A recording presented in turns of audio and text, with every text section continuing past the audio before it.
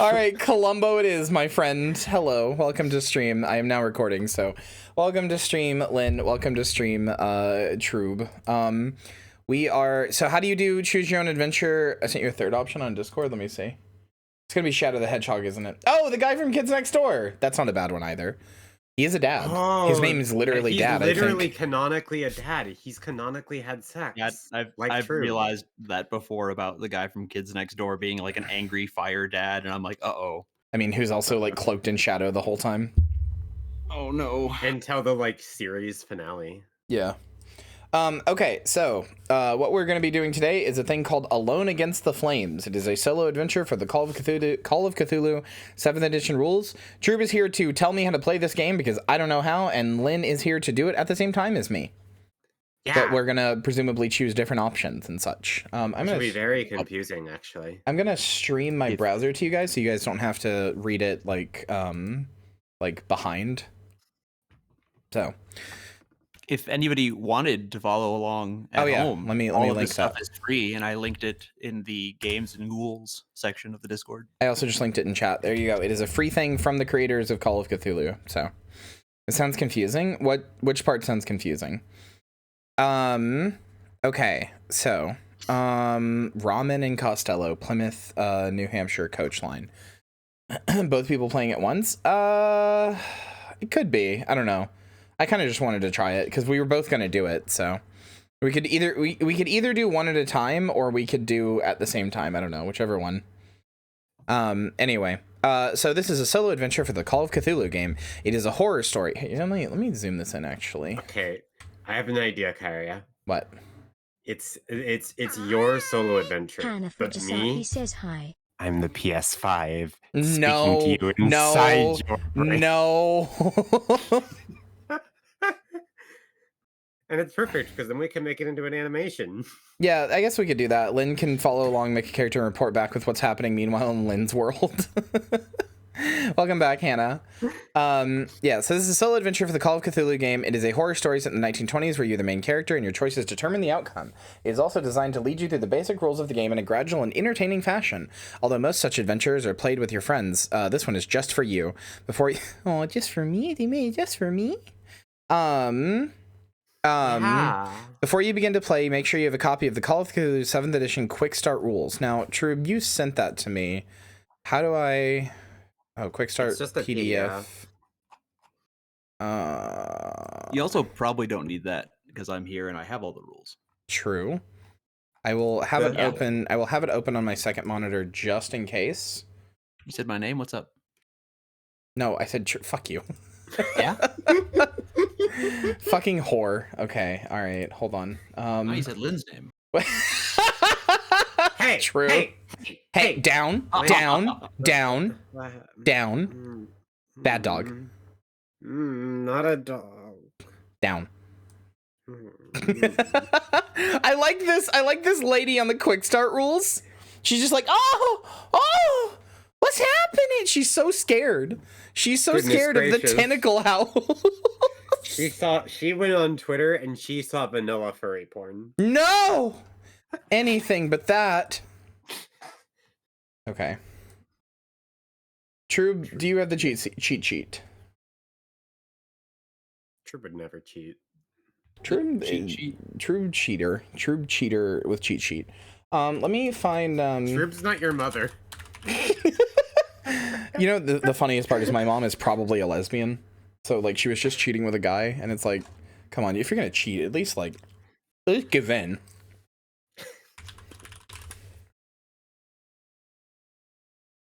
I feel like there's a lot packed into that statement. Look, if you're gonna cheat out of your relationship, at least give in to like at least give in to some pussy, you know? That's all I'm saying. All right, I got some spooky ambient music playing. Okay. So, you also need a pencil, eraser, and some role-playing dice. What's a fun way I could get a pencil and eraser on screen?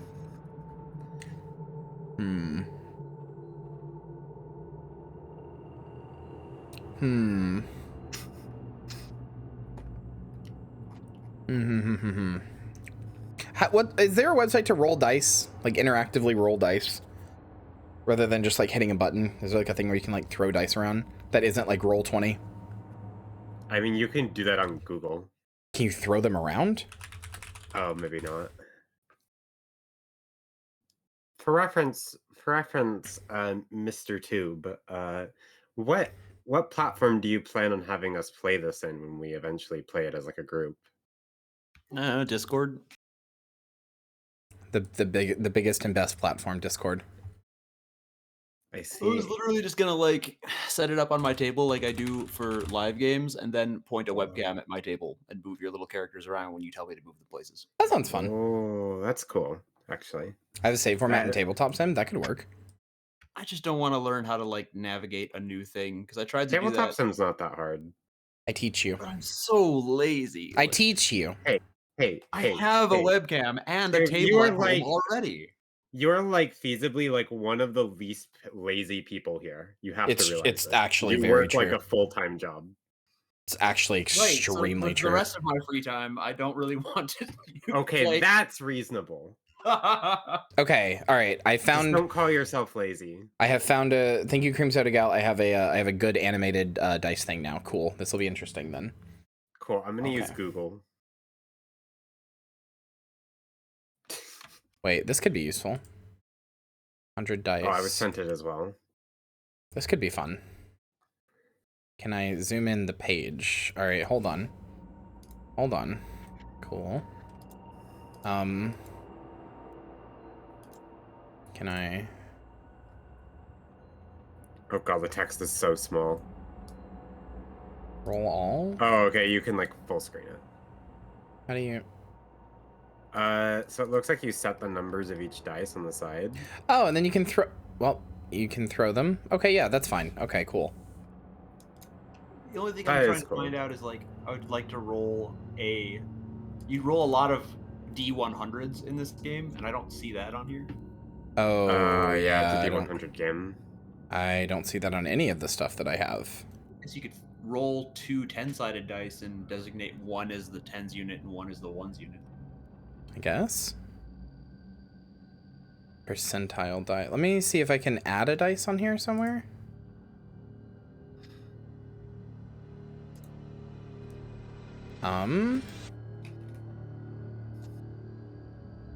Dice settings, no. What is this? Also, I will say, I mentioned this in chat earlier, the timing is a little awkward for me. At some point, I'm going to disappear to have lunch. That's fine. When you come back, I'll simply kill you. Wahoo! Let's go, chat! Okay, we probably will just have to do like a D100 roller. Roll a one D100, yeah, okay. We'll just have to do something like this then. Okay, that's fine. Slightly less animated, but oh well. My production value will only suffer thanks true. No, I'm kidding. All right. Yeah, no problem. Anytime, really. You don't need to read the rules before you start playing. Just settle in a comfortable chair before a roaring fire, then read on and follow the instructions. Shit. I broke my arm on my chair. I don't know if I can do this, actually. On second thought, don't sit too close to the fire. What? You can't do what? The arm of my chair, you know? I'm gonna beat you. Okay. All right. Now go to 1. All right. This isn't a test, right? I'm not going to be called on for this? I don't think so, no. Okay, good. The sun is high in the sky, a merciless ball of heat. You feel scorched by the time you reach the bus halt in front, by the time you reach the bus halt in front of Osborne's drugstore. It's a relief to put down your heavy cases and take off your hat. For a moment, you fan your face. It has been a long summer here in your hometown, and yet a curiously empty one. You look across the street at the grubby butcher shop, the grocer's with its faced awning, and the shabby tobacconist. Mistrustful faces glare at you as they pass, eyeing your clothes and luggage. It was your parents' choice to live here, not yours. You were happy down south as a child, among Providence's white-walled houses and leafy churchyards. Perhaps this new job in Arkham will supply the change you need. Yet everybody you know in the world lives here. You know nobody in Arkham, not one soul. You ask yourself one last time if you were doing the right thing. You go to meet your friend Norman Jade. The answer is here. None of your supposed friends have come to see you off. You are alone. Whatever challenge lies in Arkham, it will be a new life and a brave one. A small gray motor coach approaches and rattles to a stop. You put your hat back on and pick up your cases. Only good things happen in Arkham.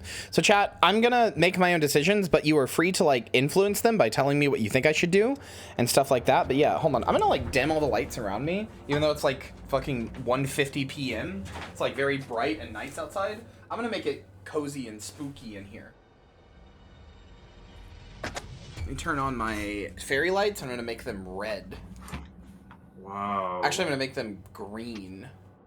Ooh, spooky and green. That's just you.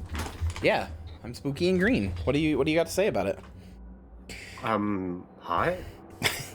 All right, go to 263. Is there an easy way to do You can that? just click on the number. Can you? Yeah. Some of the numbers don't work, but most of them do. Oh, okay. All right. True. Would you like to read this then, since you offered, starting here? I'd be glad to.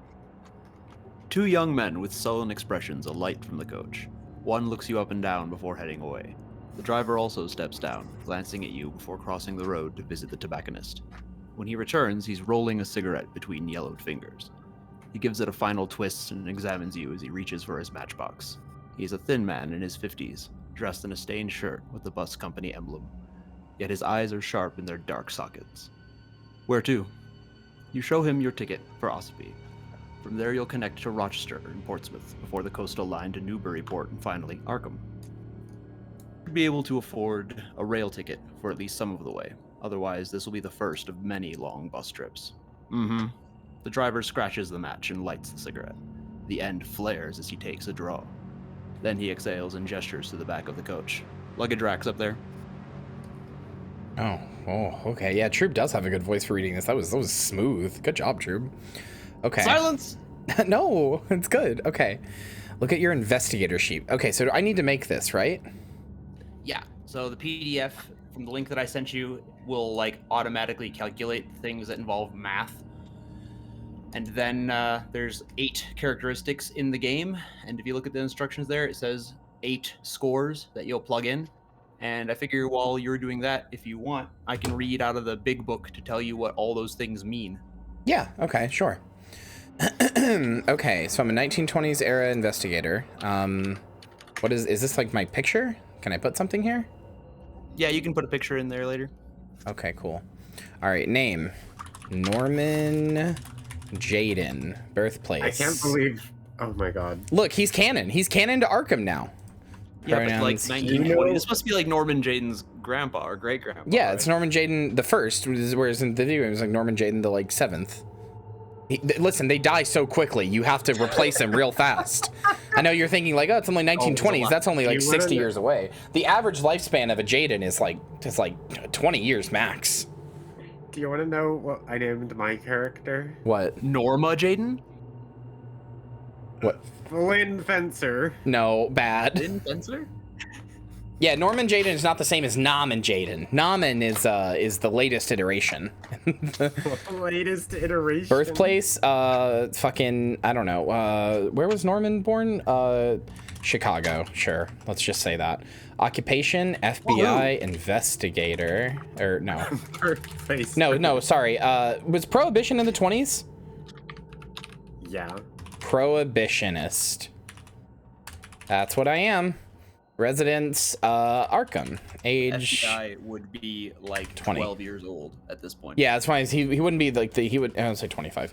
He wouldn't be the FBI yet. All right. So how do I do rolls for this? So you won't roll for this. You'll just allocate the following values among them. You have a 40, 2 50s, sorry, 3 50s. Can you 2 60s, a 70, and an 80. Can you type those numbers out to me so I'll remember? Because I'm bad at remembering just strings of numbers. Also, yeah, if this uses actual I put that as a joke. If this uses actual occupations, feel free to give those to me. How do I want to put a picture here. How do I put a picture here? Is there a way? Okay, so I can allocate those numbers anywhere. Okay, I'm gonna go eat, and then I'll play catch up when I get back. Okay, that's Sounds fine. like a plan. So I can allocate these numbers anywhere. What did the stats mean? Like, what matters? That's what I was saying. I was going to read them, but I didn't want to interrupt. Oh, yeah, sure. Okay. So, strength measures the muscular power of an investigator. The higher it is, the more the investigator can lift or tightly cling to something. This characteristic determines the damage that an investigator inflicts in hand-to-hand combat. If you were reduced to a strength of 0, you'd become an invalid, unable to get out of bed. That's a 40. That's an easy 40. What is Constitution?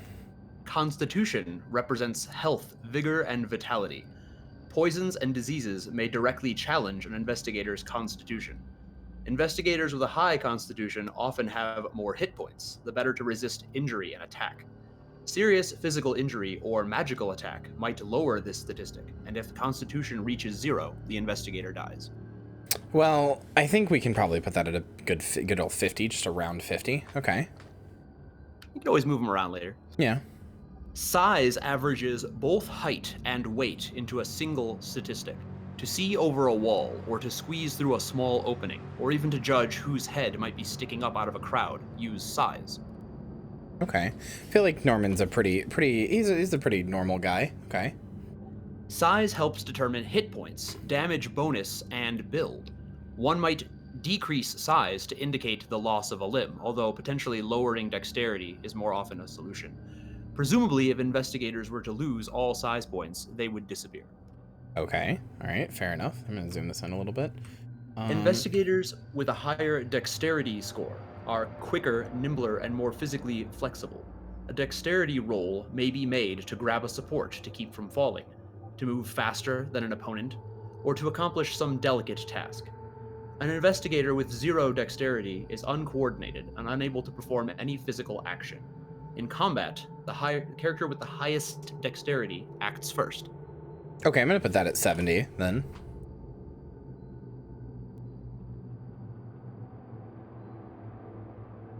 Sorry, I was listening to the stream while I'm reading the things.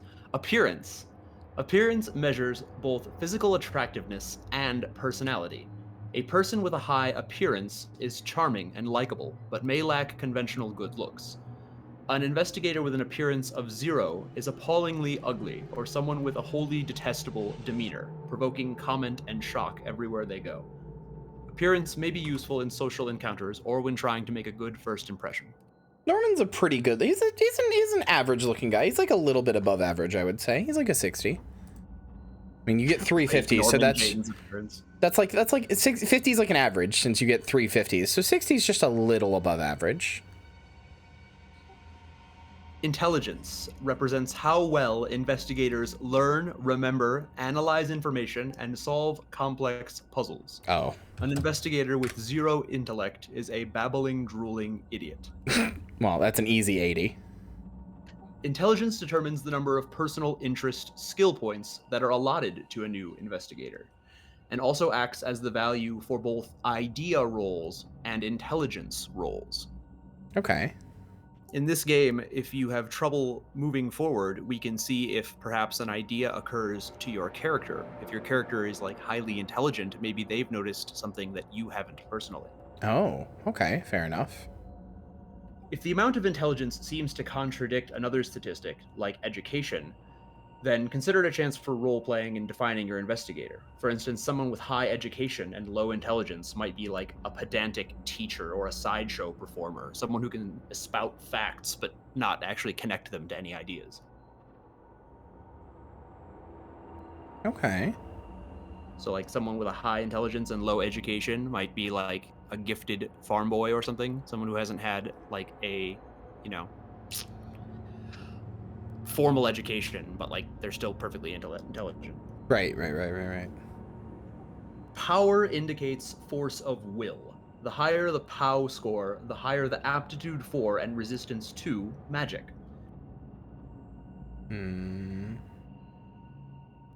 Okay, I'll put that as a 60 because I have 2 60s. Yeah. An investigator with 0 power is zombie-like and without purpose. That's me. Without purpose? Oh, well, zombie-like. Fuck off. Your sanity points begin the game equal to the character's POW.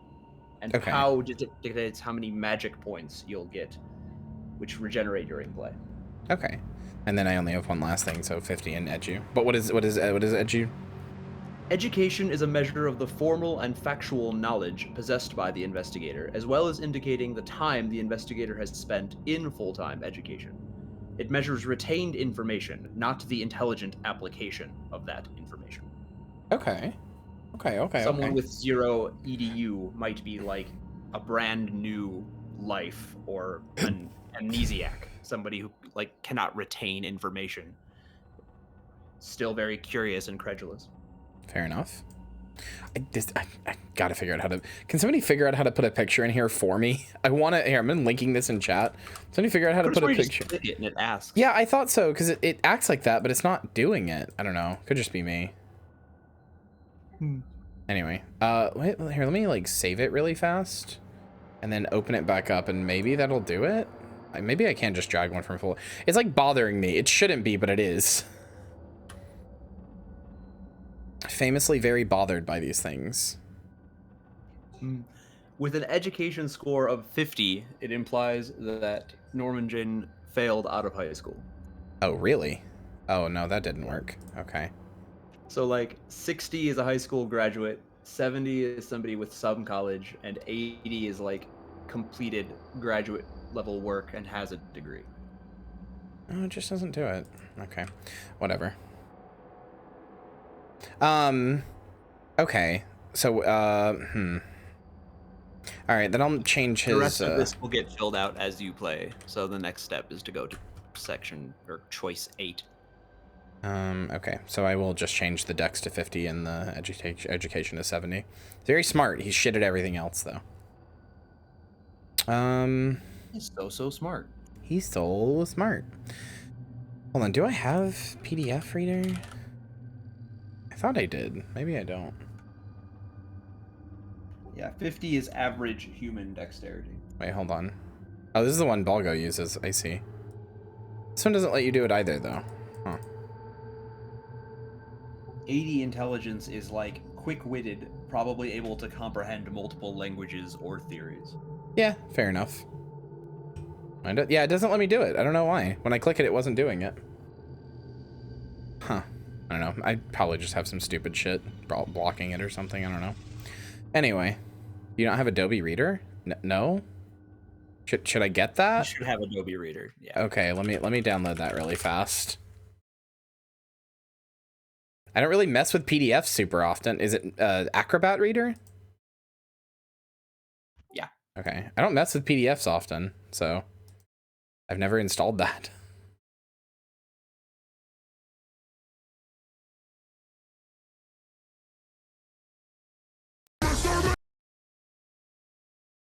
I just, sorry, if you heard that Mr. Beast for a second, it's because I ripped my mouse over to my second monitor. It's like Balgo sent me it like 4 messages ago, and when my mouse like clicked by hitting the side of my keyboard, and it clicked on top of the video, so it just started playing Bad Apple Mr. Beast for like 1 second. Mr. Beast! Mr. Beast, Mr. Beast, God damn it. There you go. Yeah, I remember it used to come pre-installed with Windows. All right, hold on. I'm installing this then. Thanks, I hate it. It's very bad. So bad that I'm going to send it directly to you, so then you will feel compelled to click it. And you'll have to hear it. Please, Gary, I would never fall for that. I can hear it.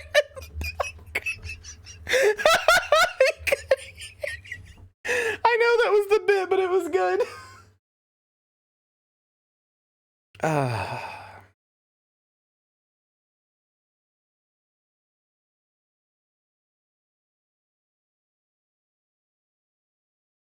right, hold on. This is 52% down. This is taking a hot minute to download and install. I don't know why.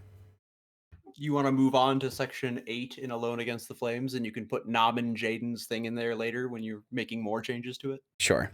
Look at your investor sheet. It spaces, allocate the following. Oh, it makes you do this as you fill out the character sheet as you're doing this. You're not supposed to have it pre-filled out. Okay, cool. When you've done that, go to 8. All right, so here you go. 8. The driver smokes and Oh, watches shit. as you drag Chat your can't see. cases to There we the go. back of the motor coach.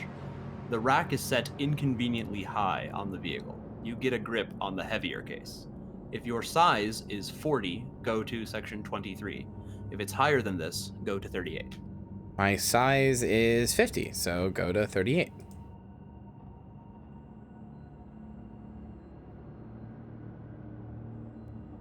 The driver continues to enjoy his cigarette, watching with keen interest as you struggle with the cases. You grit your teeth and heave the second one into place. Perhaps the residents of Arkham will have better manners. All right.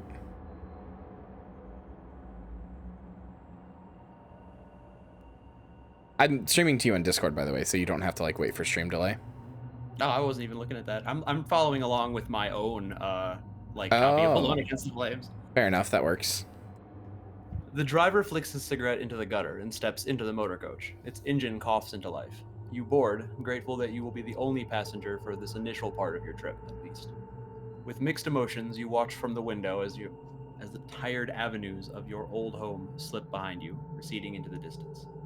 For a few minutes, you can still see the church spire over the brow of a low hill, and then the road dips, and it too is gone.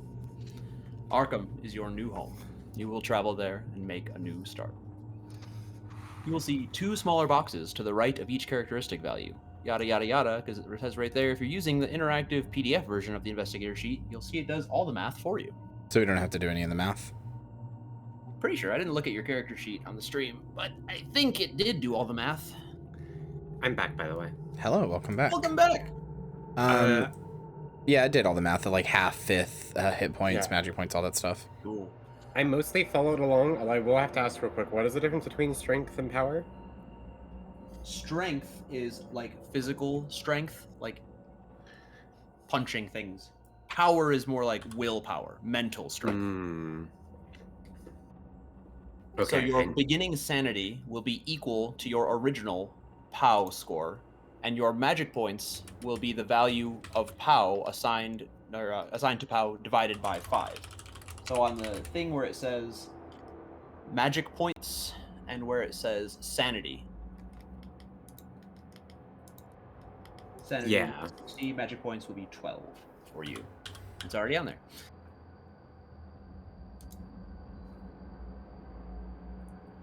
Okay, sorry. Sanity is what plus what? It's equal to power. It's just equal to power. Okay. By the way, do I need to fill out, or do I need to get a specific occupation? Does that matter? We'll get to that in a second. If it requires it, it'll tell you. You will be using skills in the adventure, but I'm not sure if it'll be ones that it tells you just go ahead and pick these, or if it's more of like a thing where it has you actually select an occupation and then look it up in the quick start guide. Fair enough. By the way, Flynn, There he high is, constitution, high power, minimum size. absolutely small.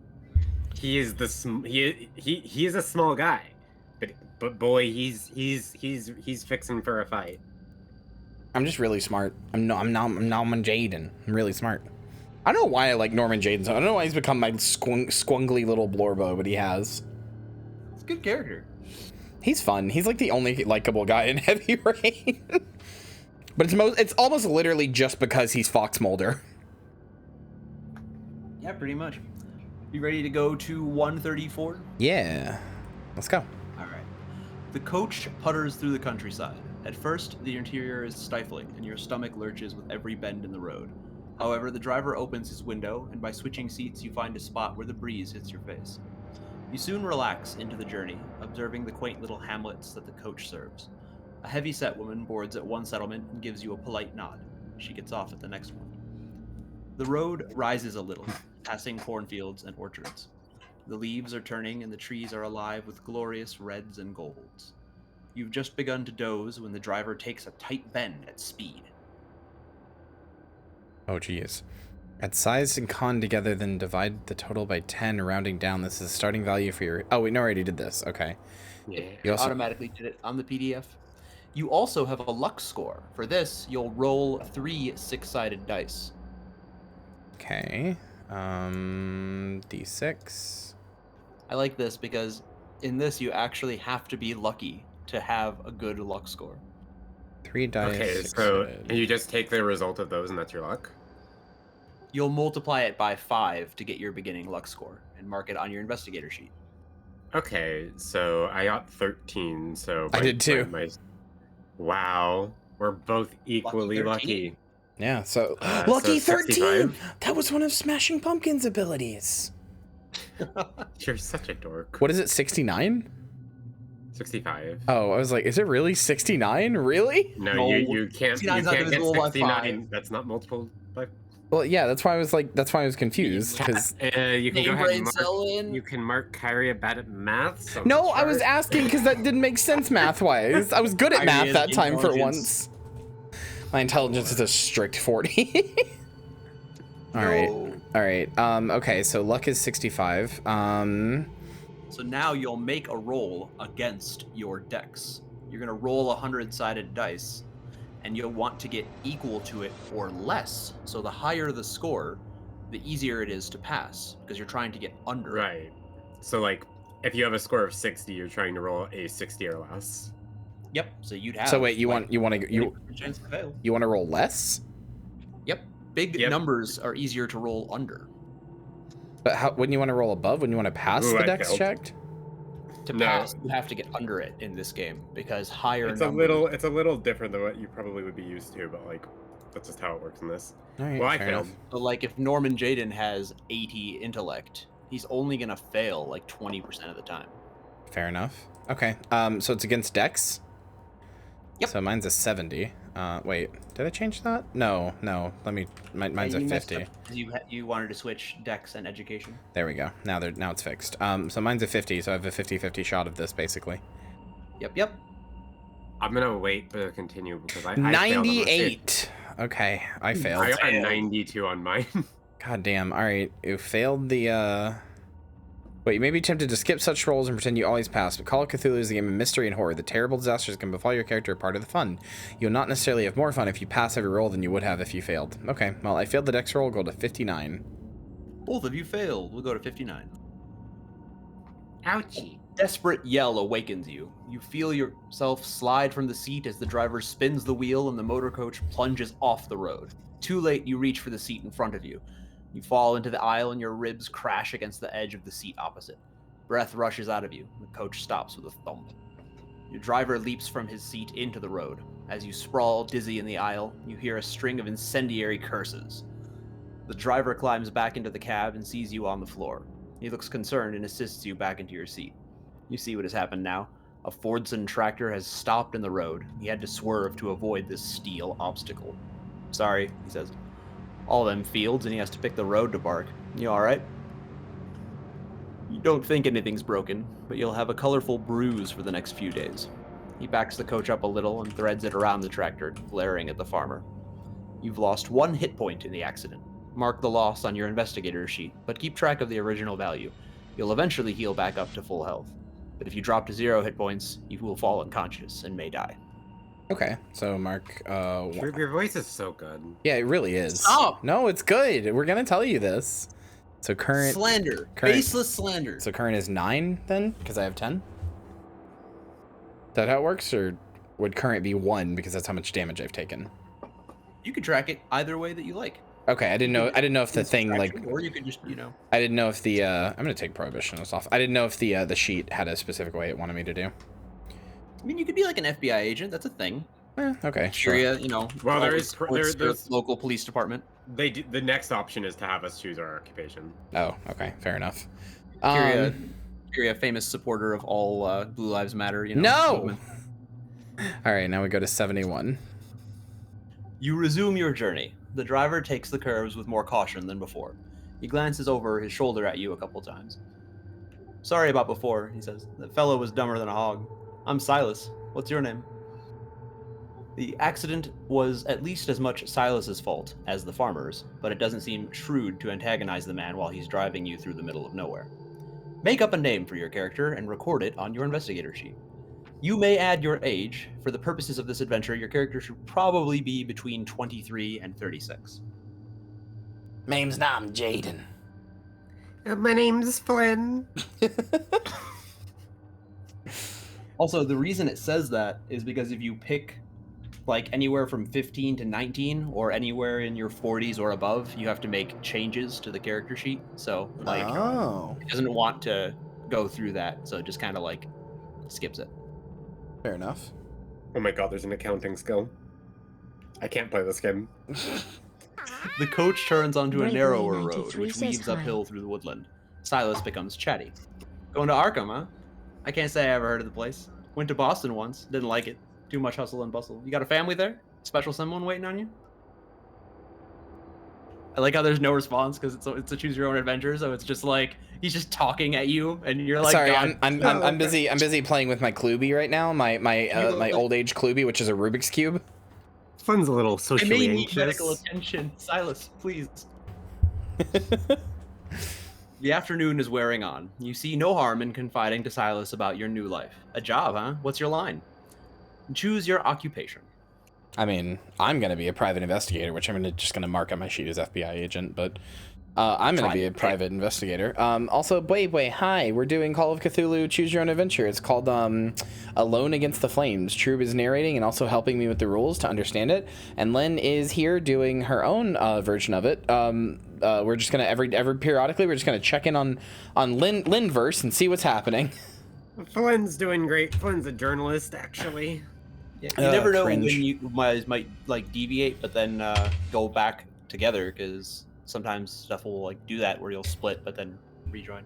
Yeah, when I'm on my own, I'll just kind of like keep track of where your buttons are and like see if we line back up. Joey, is that it? I actually really do recommend that you write down the numbers that you've been to because sometimes it'll ask you to like go back to places. Oh shit, I should have been doing We'll that. get to that if it comes to that. Joey, is that the inventor of the Rubik's Cube?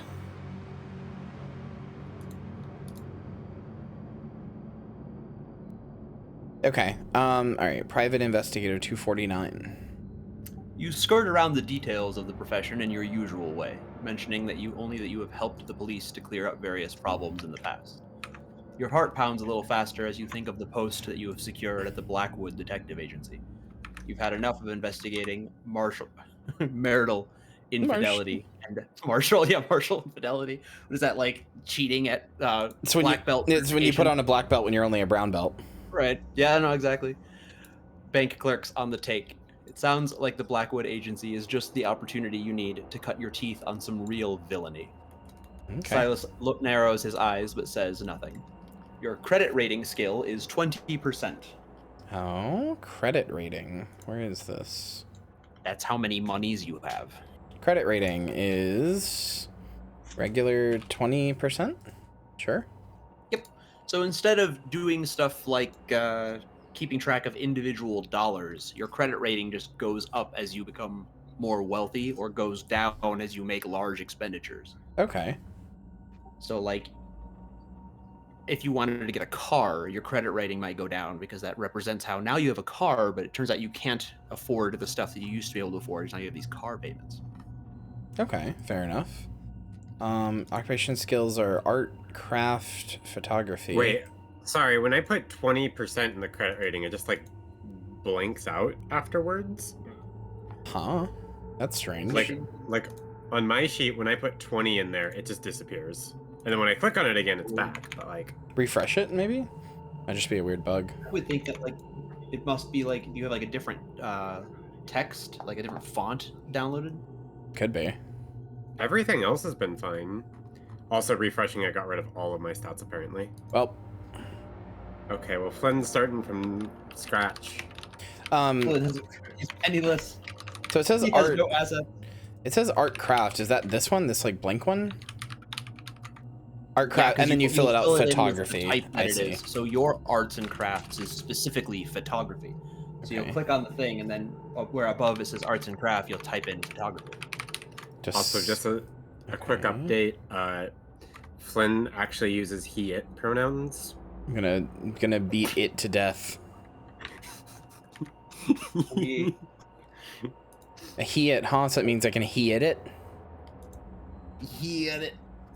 So I want to go on about. Listen, I'm just a little guy. You want to go on about You what? died? No. All right, law, library So now it's use. In the 1920s, if you had a credit rating of 20, like you do, it says here that cash is like how much you have, not necessarily on you, but just like in general. So you have your credit rating times 2 in cash. Mm-hmm. So you got $40 stashed somewhere, maybe in your luggage. You have your credit rating times 50 in assets, and your spending level is $10. Spending level is an arbitrary amount below which, for ease of play, no record keeping is required. So you can spend up to $10 a day without it actually like Affecting your credit, yeah. Okay. Let's pick any other skill except Cthulu Missiles as a personal specialty. Okay. Any skill as a personal specialty. Well, Nauman can't have the Rubik's Cube because it's not invented yet. But you know, we can have the psychoanalysis skill. Okay. Allocate the following values among these occupation skills, writing in the large square besides each. 70, 60, 60, 50. Okay, it's the same as before. Do we mark the checkboxes? That's not quite the same, actually. You don't mark the checkboxes yet. The Oh. checkboxes are for you to keep track of which ones you've used, because to level up your skills in the game, you keep track of which ones you've successfully used, and then at the end of the game, you make a roll to see if you actually got better from your use of those things. Fair enough. Okay, well, I'm going to give him I'm going to take the X's off then when I'm done, but I'm using this to just figure out what I even have. Giving him a 40 in spot hidden, giving him a 40 in library use, because he uses the RE for that, and it doesn't exist yet, so he sucks shit at that. Let's see. 50 in law, 50 in psychology, 50 in persuade. Okay. This is a silly question. 16. But can I flavor Flynn being charming as in, like, he's just a little guy? He's just a little guy. He's just a little guy. Look at him. Sure. Charm takes many forms, including physical attraction, seduction, flattery, or simply warmth of personality. Yeah, Okay, he's yeah, just a little guy. Yeah. He's just a little guy. Charm may not be used to compel someone to act in a certain way. Correction, charm may be used to compel someone to act in a certain way, but not in a manner completely contrary to that person's normal behavior. You could use it for bargaining to haggle a price down. Literally, this fits so well. Every time Flynn has to do anything, he can't make them do something, but he can't go, "Come on, I'm just a little guy." Come on. Until they finally give in. There's a few spots on this that are just like empty. I've noticed. See, they're just blank. Yeah, there's just like blank. Like I know, I'm guessing at the end those are like custom skills, but like in the middle there's a few too. You'll see what those are for. Okay, but just ignore them for now, because we have to pick a few skills of our own. I was just noticing. Yeah, I think there's one thing at the end there where you can select one as a personal specialty. So if you want, I can go down the list of all of the skills and you can pick one that you like.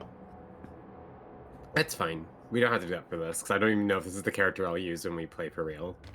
Yeah, plus also, like, if you pick a personal specialty, since this is a completely, like, automatically generated adventure, there's no way they could account for that. So if you pick something that's not one of those things, you can basically guarantee it'll never see use. Ah, yeah, makes sense. I have the demolition skill and a grenade. Okay, well, this is a choose your own adventure, so no. Yeah, fair enough. Okay, my stats are picked. Although I do kind of want to know, like, it says spot hidden 25%, and then I put a 40. What does that mean?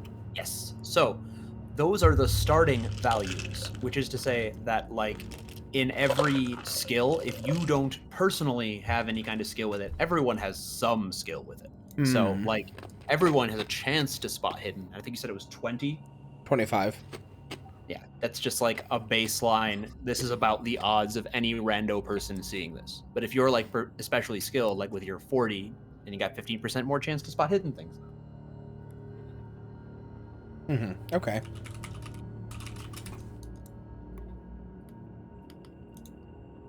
Sorry, looking at skills. Oh, Are you're you fine. also ready, Lynn? I'm doing mine, but like I'm on like a separate path, so you can keep going. Okay. Okay. 128.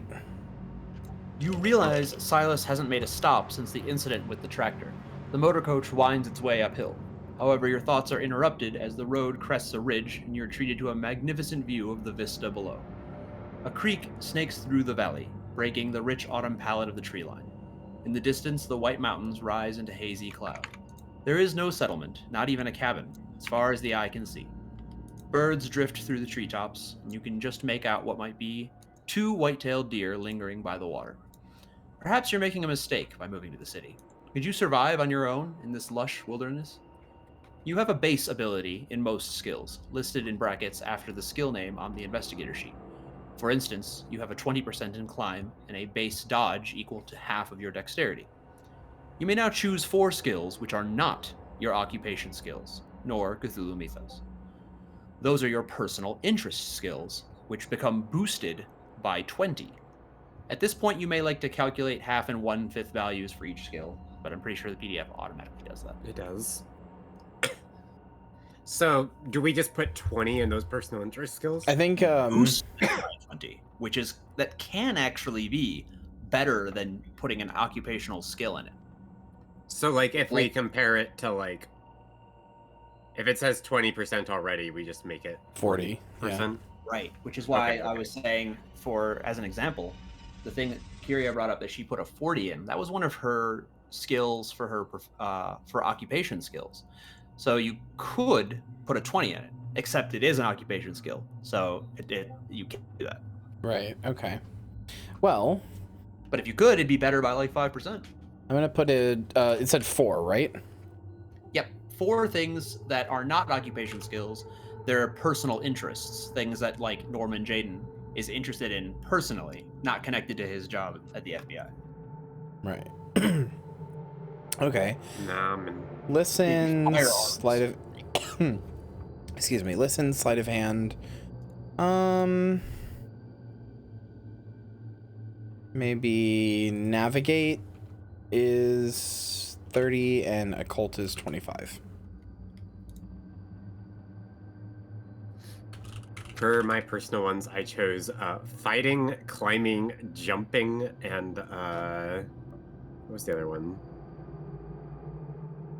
Did I? Flynn loves to jump. Flynn loves to just like stand up and just start jumping. Just start jumping around. Oh, and firearms, which is bugging for some reason, but It's part of the little guyification of Flynn. Like when he goes, "Come on," he gets all excited and jumps up and down. yeah, he's a jumpy guy. I Look want at to him say, jump. He's just a little guy, but he jumps so high. Navigate in particular is like familiarity with astronomical tables, charts, instruments. It's like piloting a boat or a plane. It's not really like driving a car or finding your way in the woods. I am keeping track of all the numbers we go to, or at least the ones that I've gone to, which are So slightly if you're different. thinking the navigate skill would be used to like, because they just said like, could you survive in this lush wilderness? You wouldn't use navigate for that. You'd use that wilderness one. Natural world, I think. Yeah, natural world. I see it.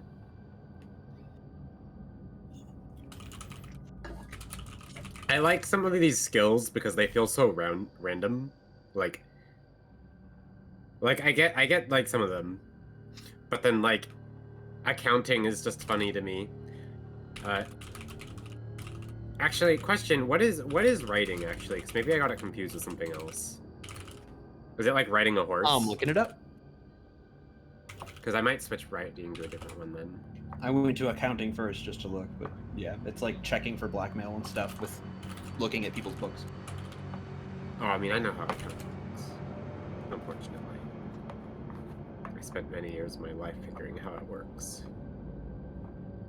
You said writing? Ride, as in R-I-D-E. Oh, ride. I was looking for writing. I assume it's horses because I noticed that drive is a different one. Yep.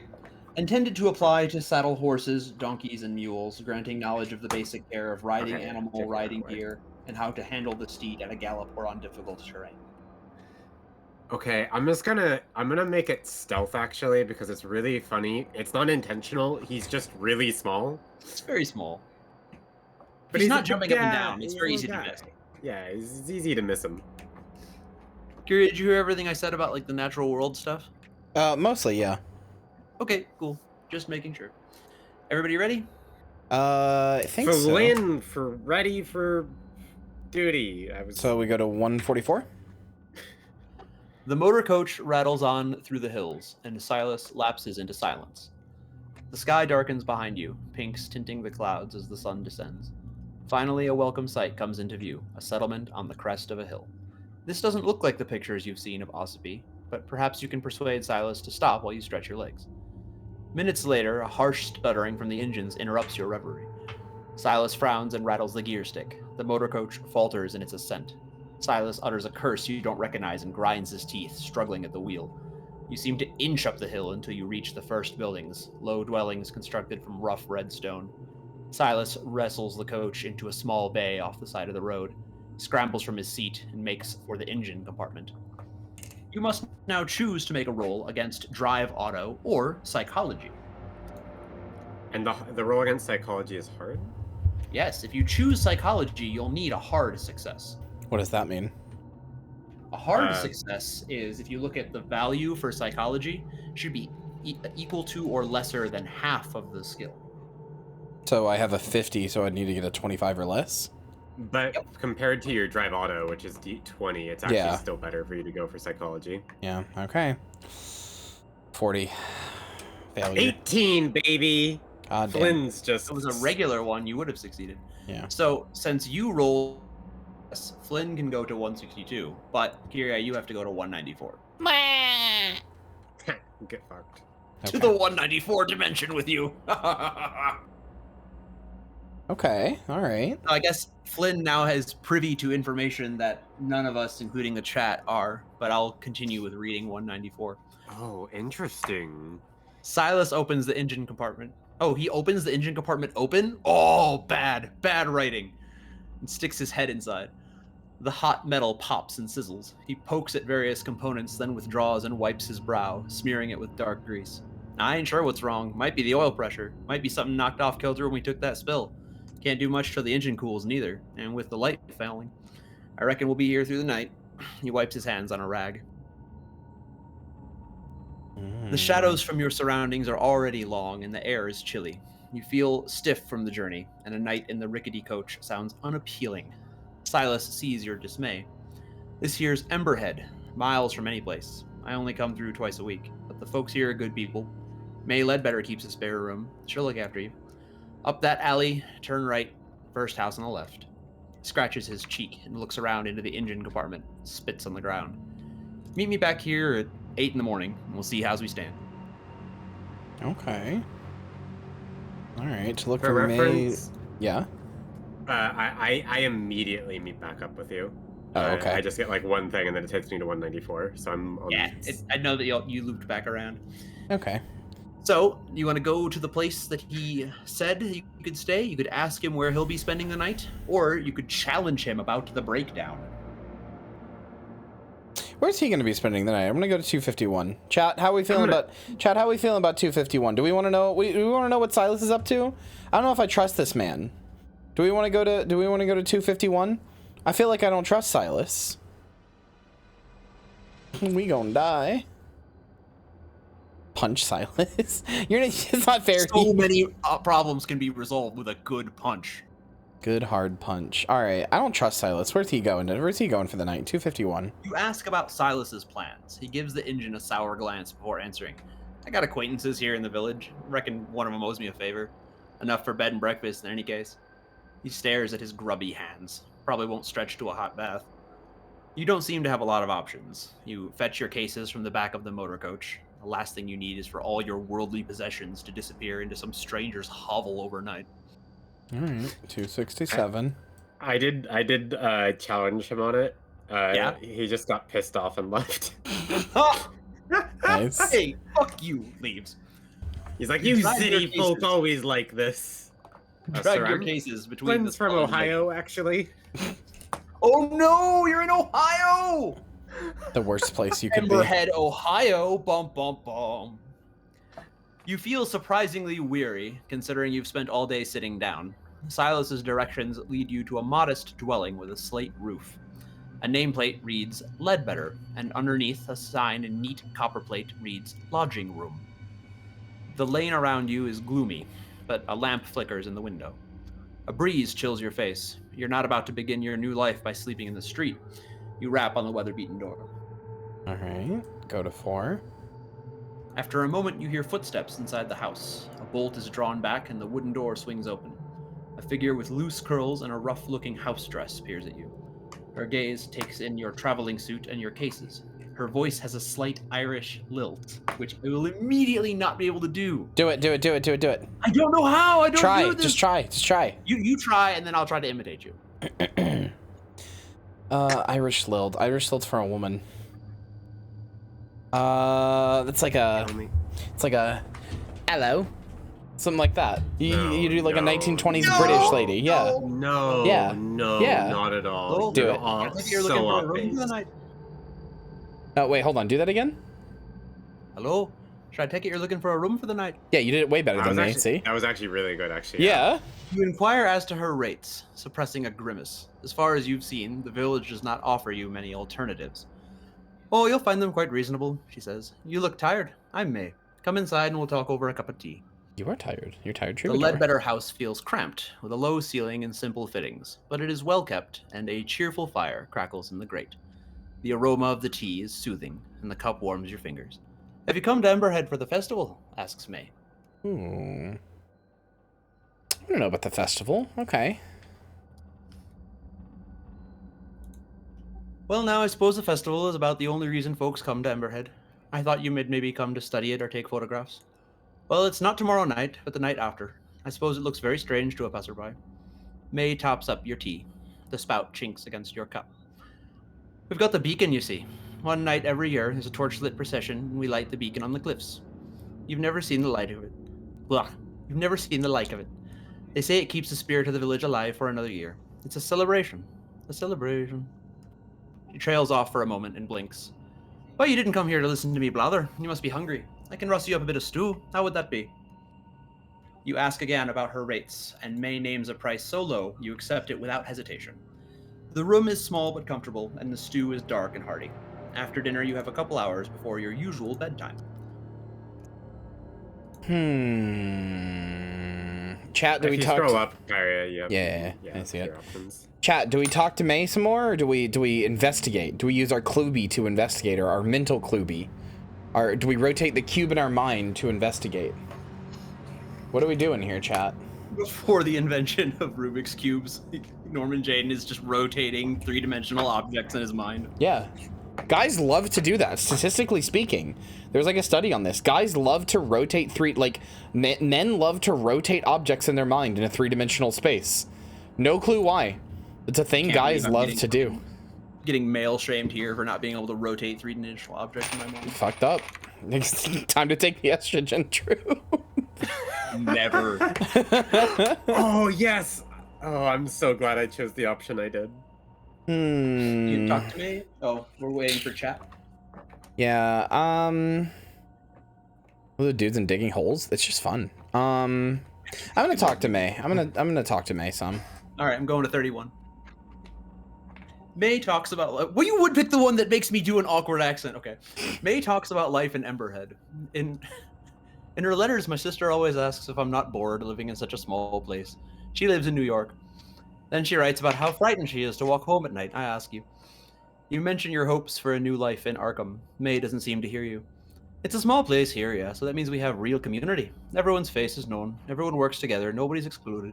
Except those who choose to exclude themselves, of course. I couldn't live anywhere else now. Make a charm roll. So my charm is 15%. Woo! Ooh, all right. I'm My not a charm charming is man. 70, by the way, so... All right. Oh, Jesus. Easy win for Flynn. All right, well, I failed my charm roll. Go to 51. As the hour wears on, you're amused to hear May transform into a sort of tired tourist guide. Of course, the views from here are spectacular on a good day. The clear view all the way around. If you're a painter, you'll be right at home. If your tastes run more to the artisan, there are workshops on Salisbury Street, just at the end here, and turn right. They're not set up for visitors, you understand, but you'll see real craftsmen at work, the genuine article.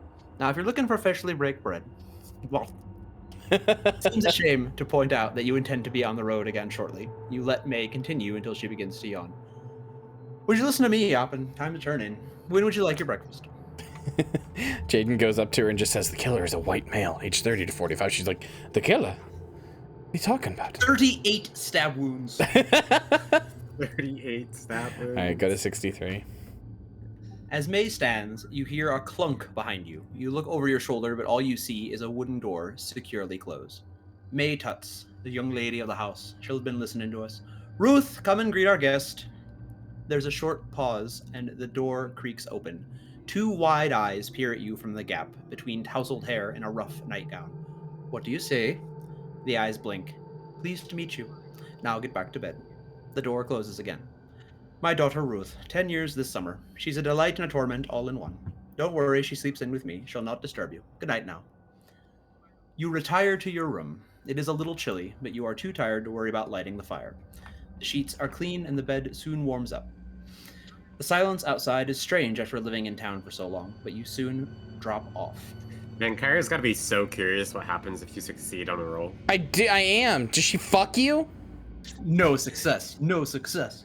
I haven't succeeded in anything so far. Norman Jaden, total I've failure. succeeded on 2 rolls, and I'm just like, I'm winning. I'm Mad. Flynn's Flynnin'. Oh, right. By the way, since I you renamed succeeded Flynn on that first check, Lynn. Did it explain to you how you level up skills in this game? It just basically said that if you succeed this adventure, you'll have a chance to improve the skill at the end. Yeah. If you ever do successfully pass a roll, Kyria, then you'll put a little check next to the skill, and then later you'll get a chance to improve. Yeah, I have checks next to psychology and charm right now.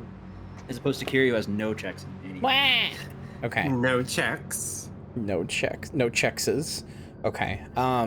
You all right. dream of fire in the grate. Oh, whoa! I don't know that word. What? Coruscating? Yeah. Wait. Is that Like- the right thing? Is that 154? Yeah, 154. Yep. Okay. Yep. Yeah, coruscating. Coruscating colors shimmering through the dancing tongues of flame. At first, they're tiny, almost microscopic, but they grow and grow until a kaleidoscopic inferno spills from the fireplace, spreading across the floor of the sheets. You wake with a start. Daylight glints through the curtains. You get up and examine the grate, blinking the sleep from your eyes. It is quite cold. If you've taken any damage, you may heal 1 hit point from your night's sleep. Wahoo! Let's right, go. Backed up to full. Cool. God, this is really fun, actually. This is a really fun thing, and I'm saying it again, Troop. You got a good voice for this. You're good at reading this and like setting the tone and stuff. So this is really fun. I'm having a good time. Chat, Guys. I hope you're having a good time. I'm having a good time. This is fun. All right. May seems to have no running water, but has supplied some in a ceramic jug.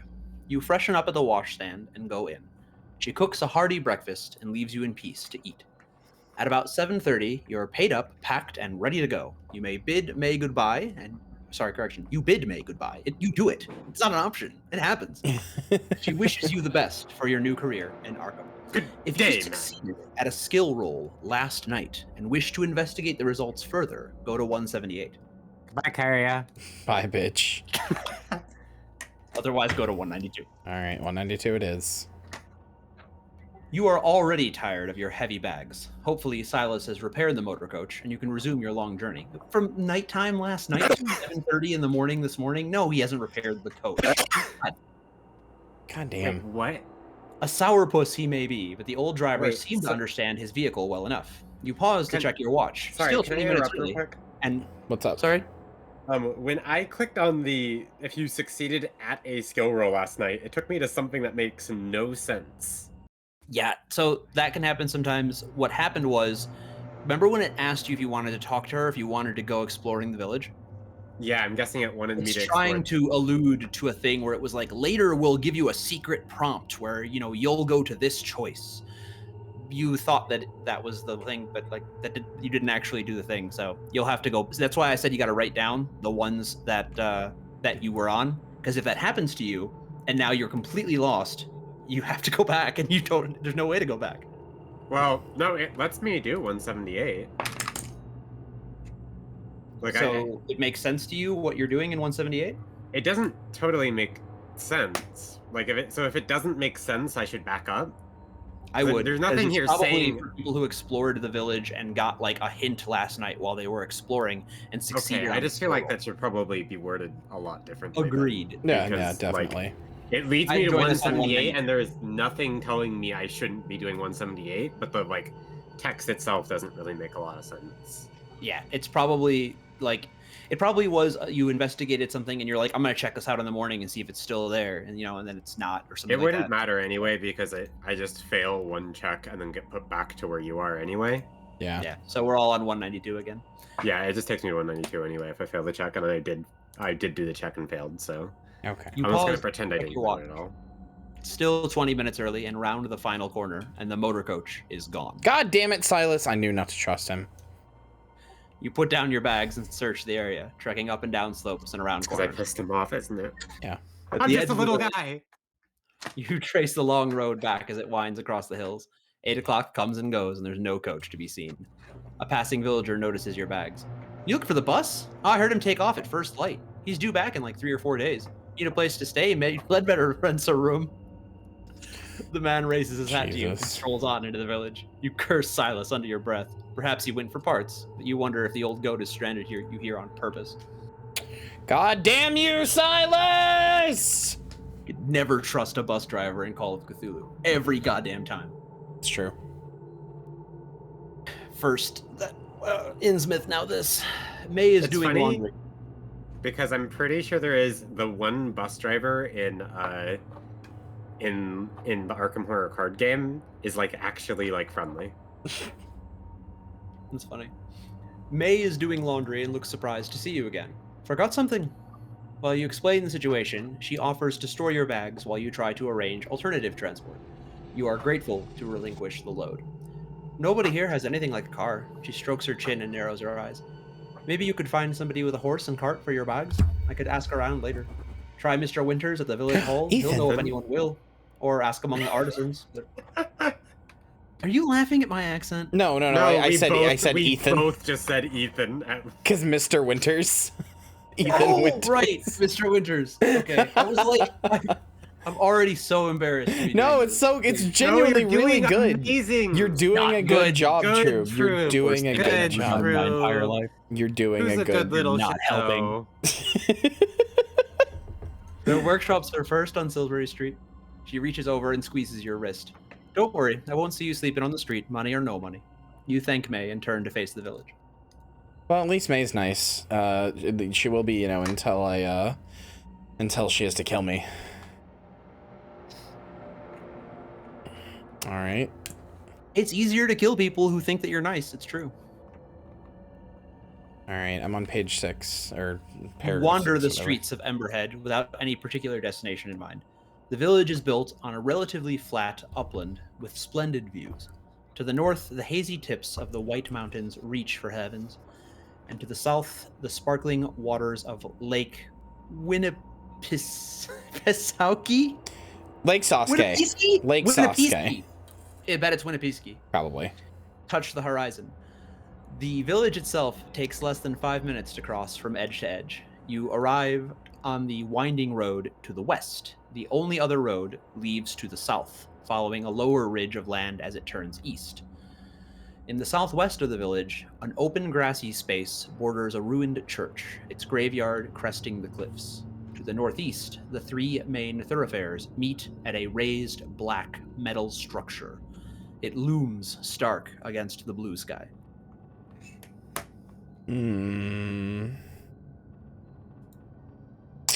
I'm gonna walk down to the lower level and check out the eastern road. What are you doing, Lynn? Just out of curiosity. Oh, I'm looking for local people with their own transport needs. You're gonna go talk to. Oh, never mind. Yeah, that's like the bottom one. That's the artisan one. Nobody wanted to talk to Ethan Winters? No, okay. I'll go to page 115. He doesn't talk much. He is pretty quiet. The air is fresh, and the walk down to the lower ridge invigorating. You notice cultivated fields stretching through the lowlands around Emberhead, and among the crops, some livestock, but no horses.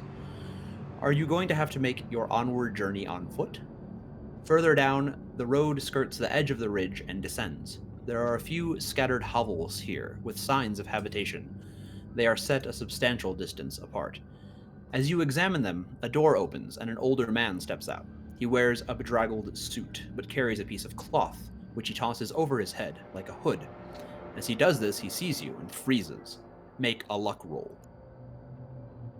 Okay. Do you get to do anything if you pass a check that you already have checkmarked?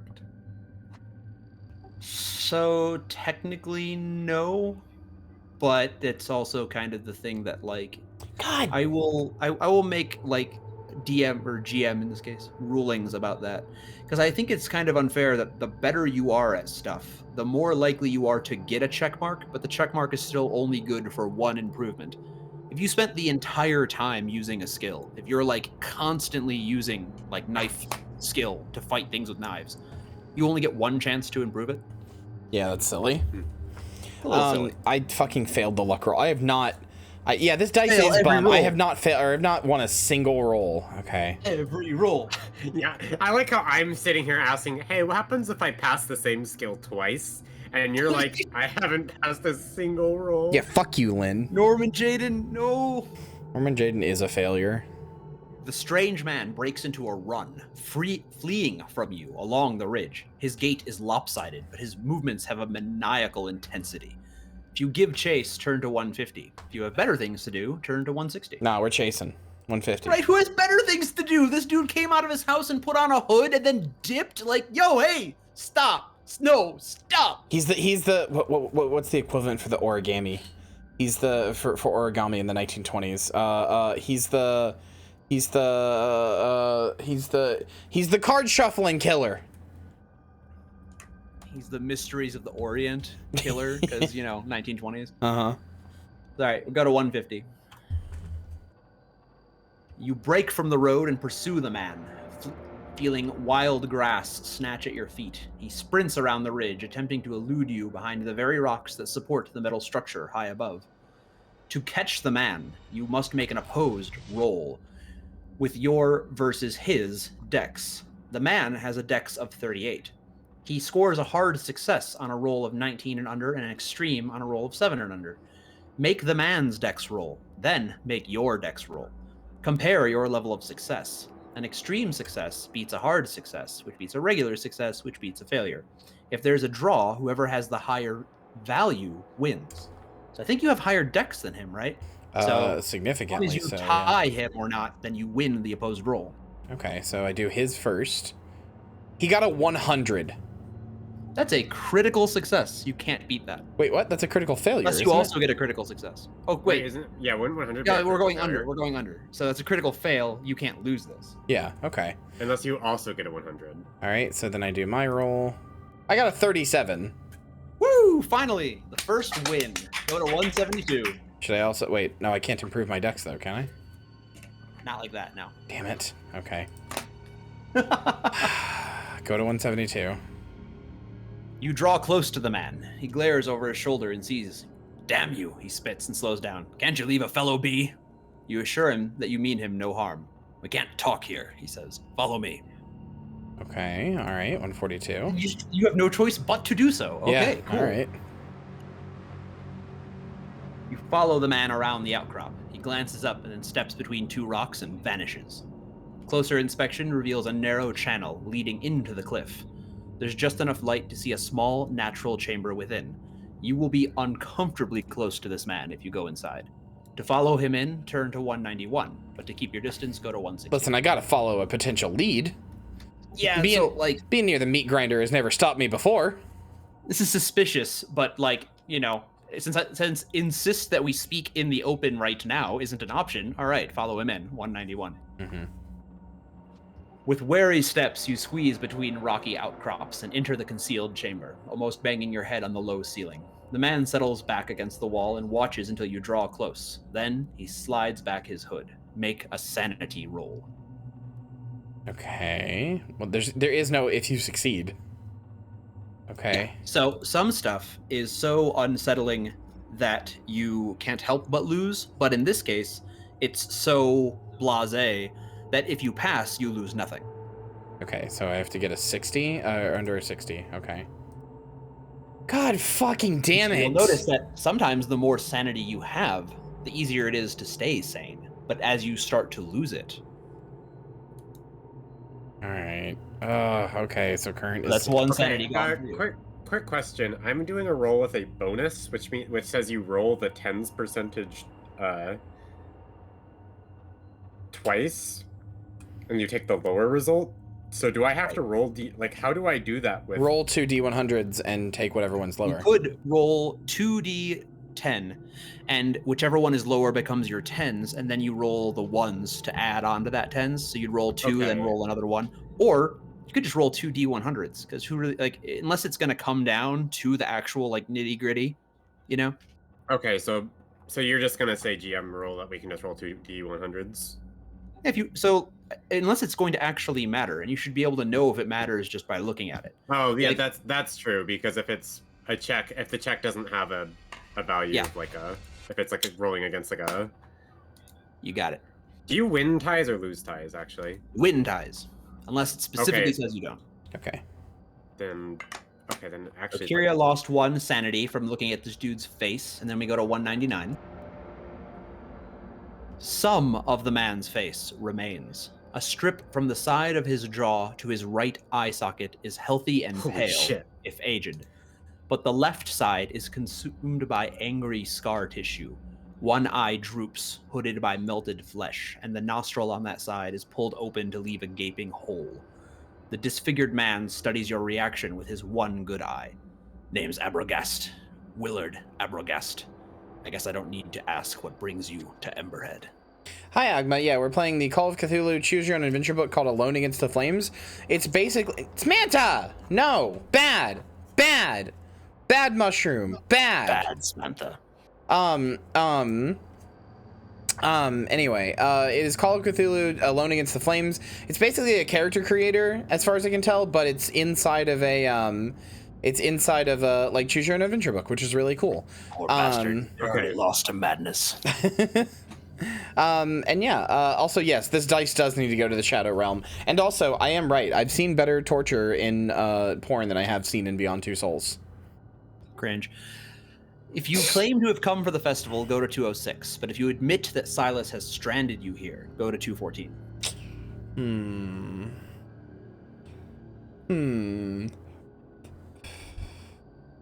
Tell me about the festival, Willard. You're going to lie and say that you came here for the festival when you didn't? Yeah, you're not asking him to tell you about the festival. You're saying you came for the festival. That's what you I want guess that's you a good point. Yeah, I'm not asking, I am telling. Okay, yeah. You were saying he's asking you why you're here. Nope. And he says he knows why you're here. He claims to know, but if you want to try to mislead him into thinking that you've come here for the festival, you can. If he claims to know, then I'll go to 214. Can't wait to see you die before even catching up with me, because I'm done exploring the town already. Fuck you. His swollen mouth gives a little twist downward. Son of a bitch has rat's blood. His fingers tighten into a fist. Okay.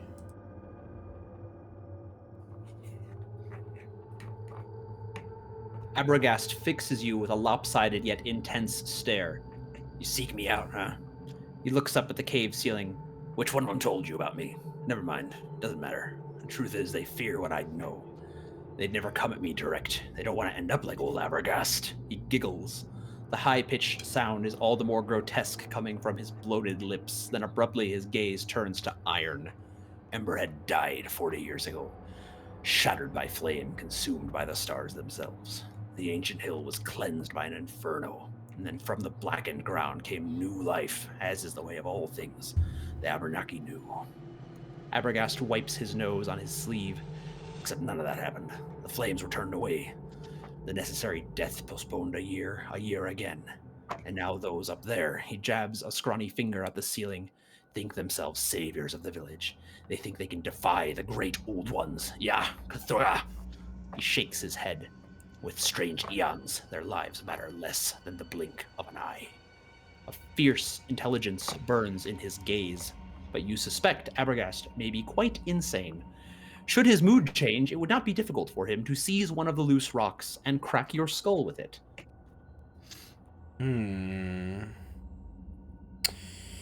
What would Namen do? Hmm. You know what Namen would do. Tell me about the great old ones here. Woo! I love this one. Okay. A Oh smile no, of that's a sickly bad rapture sign. comes over Abergast's scarred features. The great old ones, the Windwalker, Cthulu, the crawling chaos. Like the rest of them, spread like gnats upon the earth. You think your actions matter, yeah? Your existence matters. He shakes his head. We are the dust that shifts in the breeze, the motes that drift in the last rays of the sun.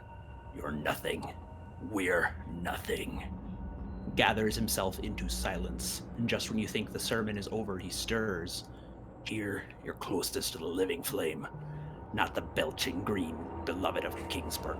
I mean it which preceded all life on earth. It which lit the void while our world was formed. It has infinite fuel, infinite patience. It will consume all. He runs a hand through his hair. A wide strip is missing on the left side, displaced by scar tissue. He climbs to his feet. You may permanently add 2 points to your Cthulhu Mythos skill. Okay. I can't clap and hold down the button at the same time.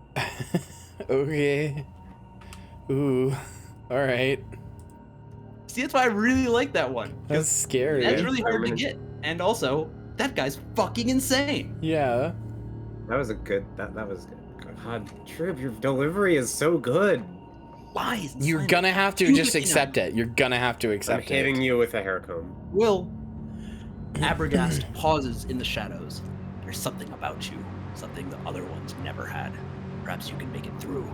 Do you want to hear more? Meet me again after dark. 9 o'clock. The graveyard on the other side. He lifts a gnarled finger. Don't be followed, else I won't be there. This ain't the time of year for a showdown. Abergast wipes his nose on his sleeve again. Go now. Their eyes are on me. And stranger, don't try to run. You'll never make it.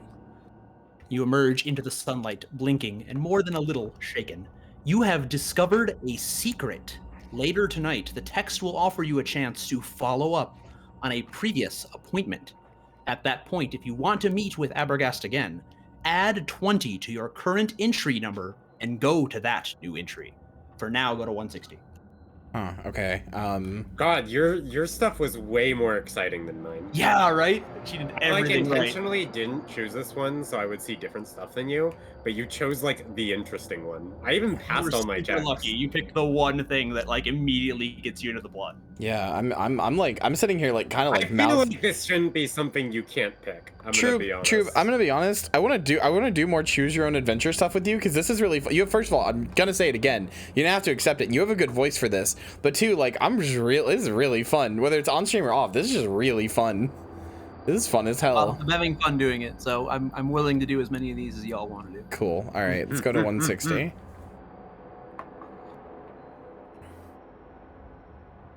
You turn back to the road and your core business, getting out of Emberhead and onwards to Ossipee. The ridge gives you a good viewpoint from which you can see the course of the road. It winds with the hills, disappearing into woodland for a while before emerging further on. You lose sight of it somewhere towards a second patch of woodland. By your best estimation, that is at least 6 or 7. Tube. Tube. Oh no, Tube. Tube. Tube dead. Tube. Worth for you attempt it. Oh, there you go. You're beginning to get your bearings in Emberhead. Would you like to explore some more? You may choose another option from below. Do not repeat a previous choice. Once you have tried 4, or before that, if you're ready to move on, go to 3. For reference, I did all 4 of mine in about half the time it Wait. took you to do that one. Hold all on. Of the others are way less interesting. Hold on, Tube. You cut out. We missed some of the last thing I heard from you is by your best estimation, at least 6 or 7 miles distant, and then now you're talking about like 3 and so you're gonna have to repeat. See, and because I moved on, now I don't know where it is. So what am I repeating? What entry is it? 160. Go back to 160. Yeah, from your best estimation, that is at least 6 or 7 miles distant. That's where you cut out. Kyria can't read on her own. She needs you to read for her. No, it's more that like he went ahead. I don't know where he is now. Yeah, I went to 25. But Oh, okay. 6 or 7 miles distant is the second patch of woodland. So like if you follow the road out of here, you'll go through one patch of woodland and then into a second, and that second one is at least 6 or 7 miles distant. Okay. You see no other settlements or traffic. It may be worth taking a chance and walking. The weather is still mild, but you will need supplies before you attempt it. Okay, now we go to 25. You're beginning to get your bearings in Emberhead. Would you like to explore some more? You have options here. You want to pick a total of 4, or if you just get sick of this stuff, you can go straight to 3. Do you want me to let you know which ones I picked? So, like, I think walk down to the lower level and check out the eastern road is what you just did. Yeah. Yeah. No. And I think you get to pick 4 out of 6 of these, right? Yep. Yeah. Let's go to the village hall. We're gonna go talk to Ethan Winters, 84. The village hall backs against a cliff at the east end of Salisbury Street. It's the largest building you've seen so far in Emberhead. It is, however, locked and shuttered. You walk around it, peering through gaps in the shutters. There seems to be one large room, presumably for community meetings, and a smaller annex which serves as an office and archive. One of the windows is bricked up. Back at the main door, you can see no posted opening hours. Mr. Winters doesn't open up mornings this time of year, says a gray-garbed woman passing by. Best come back this afternoon. You ask whether the office has a telegraph. Don't know, she shrugs. Who would we call? You will have to try again later. Okay. See, that was as much as that cost one of your options, just like that whole cutscene before of talking to that dude. I want to go to the church. To the church, 34. You cross the street towards the church. As you glance to your left, your gaze alights on the large metal structure. The one. The thing that I'm pretty sure in your first interaction they called the beacon? Yeah. Something bothers you about its positioning. You back up and look again. Yes, Emberhead's central thoroughfare points directly at the structure. This seems too precise to be a coincidence. You press on and draw into the shadow of the church. The building is in a sorry state. The top of the steeple is missing, a ragged gash of splintered boards marking its absence, and the floors beneath it have collapsed. It appears to have torn through the roof of the main building as it fell. Only the back half is still intact. The white paint which once covered the church has yellowed and peeled.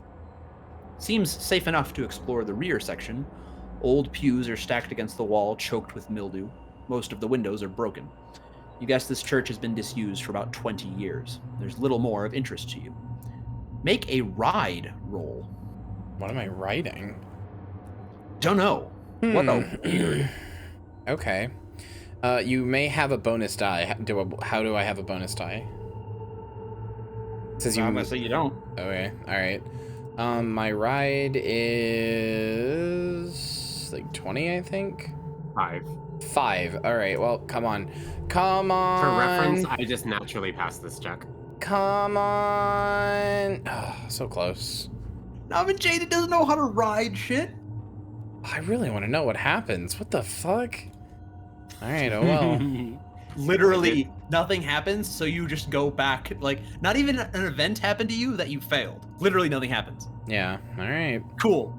All right. I have one last thing I can do. I'm going to examine the large metal structure. Okay, so you did both. Another hand touches the beacon. Couldn't help myself, I'm sorry. It's okay. You walk up the approach, the most central of the village's major streets. It points directly at the odd metal structure. As you emerge from the shade of the nearby buildings, you're greeted by a magnificent panorama spread from the north to the southeast. The last colors of fall tint the hills in a sleepy gold. The structure, by contrast, is made from uncompromising iron, singed black. It supports an immense curved platform at the level of your head. Further struts snake up to a central point. It looks like there may have been some kind of sculpture at one time, but now are twisted and melted beyond recognition. An older gentleman passes, looking up at you with rheumy eyes. Are you here for the festival? He asks. That's the beacon. When they light it, night after next, you'll be able to see it 10 miles away. He gives a little nod of satisfaction and moves on, leaning on his walking stick. Now you notice bundles of wood, tied and stacked against the buildings nearby. Perhaps this festival would be an interesting diversion but you really must head to Arkham as soon as possible. Make a spot hidden roll. All right. Well, I have that kinda. I got a 40. All right. You're an investigator, goddammit! You have to spot God things. damn it! Damn it, we don't Am get her I- to 69. Wait, have I been pressing the wrong button? Is go the wrong button? I think either of them works. Go Okay. definitely rolls it. Why don't you try pressing roll from now on and try again? Okay, all right. I'll try pressing roll from now on and try again. So was it 40? Okay. Roll. 26. There. Much better. Okay. If you succeed, go to 69. We have to go to 69. Please We reroll have until to. you succeed. All As right. you walk away from the iron structure, you notice something strange about the construction of the village. All the wooden dwellings are concentrated in the west and southwest. To the east and northeast, closest to the beacon, the buildings are formed from dark brick and clay. Did the settlement begin at the beacon and spread west? Huh. Okay. So I checkbox my spot hidden skill? Yep. Cool. All I right. think you have one more. No, that was my final No, one. that was your last one. That's all of them. All right. You didn't do two of the ones I did. Oh, now we go to 3. Go to but 3. Can't click it, so I'll have to go up. And Yeah, now, you did. now I get That's the to now actually be back on pace with you. Okay, 3. Here we go. Your morning exertions have left you hungry. You roam the streets of Emberhead looking for sustenance. There's nothing resembling the busy cafes of your hometown or anything that might be called a restaurant. It's beginning to look like you'll have to get supplies from the general store when May Ledbetter comes down the street with a girl trailing in her wake. This must be Ruth. As she notices you, she races past her mother and approaches you with a smile. This is a different Ruth than the shy creature of last night. As she reaches you, she stops and stretches her arms up in celebration. She looks up into your eyes. Abruptly, the smile drops from her face, and she looks several years older. Get out before the festival, she hisses. Get out. She blinks hard, then scuttles back toward her mother. May approaches, wrapping an arm around her daughter's shoulders. She smiles. How are you getting on? You found transport? Startled, you explain the frustrations of the situation. I'd try Mr. Winters in the village hall. He's always in at the afternoon. You'll be hungry by now. Help yourself to any food in the house. Door's not locked. You glanced at Ruth, where she has squirreled herself behind her mother's leg. Her eyes implore you to silence.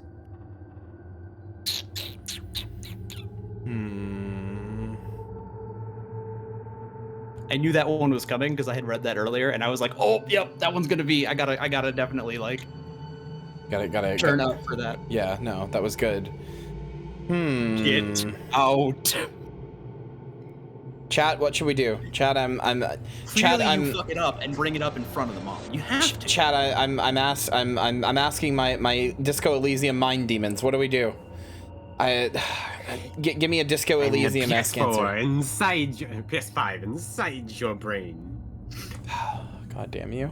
Leave the girl. We don't need her. God damn you to hell. What would the crazy burn face man do in a situation like this? Says Norman Jaden. Might want to get out. That's what I'm thinking, but like. But like, again, none of these are necessarily like getting out. Just leave things. We'll get out.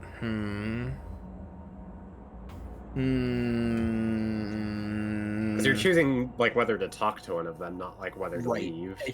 If you ask either of them about what they said, it will definitely alert them to what she just said to you. Which seems like the kind of thing that, you know, in a spooky situation. But I guess that's up to you to decide if you think you're in a spooky situation yet. Yeah.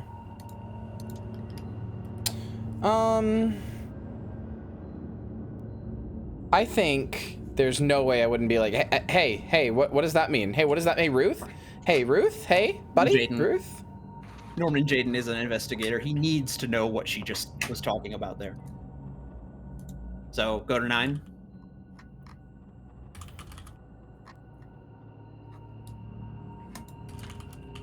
I'm going to 9. I'm going to do it. No, I did. Okay.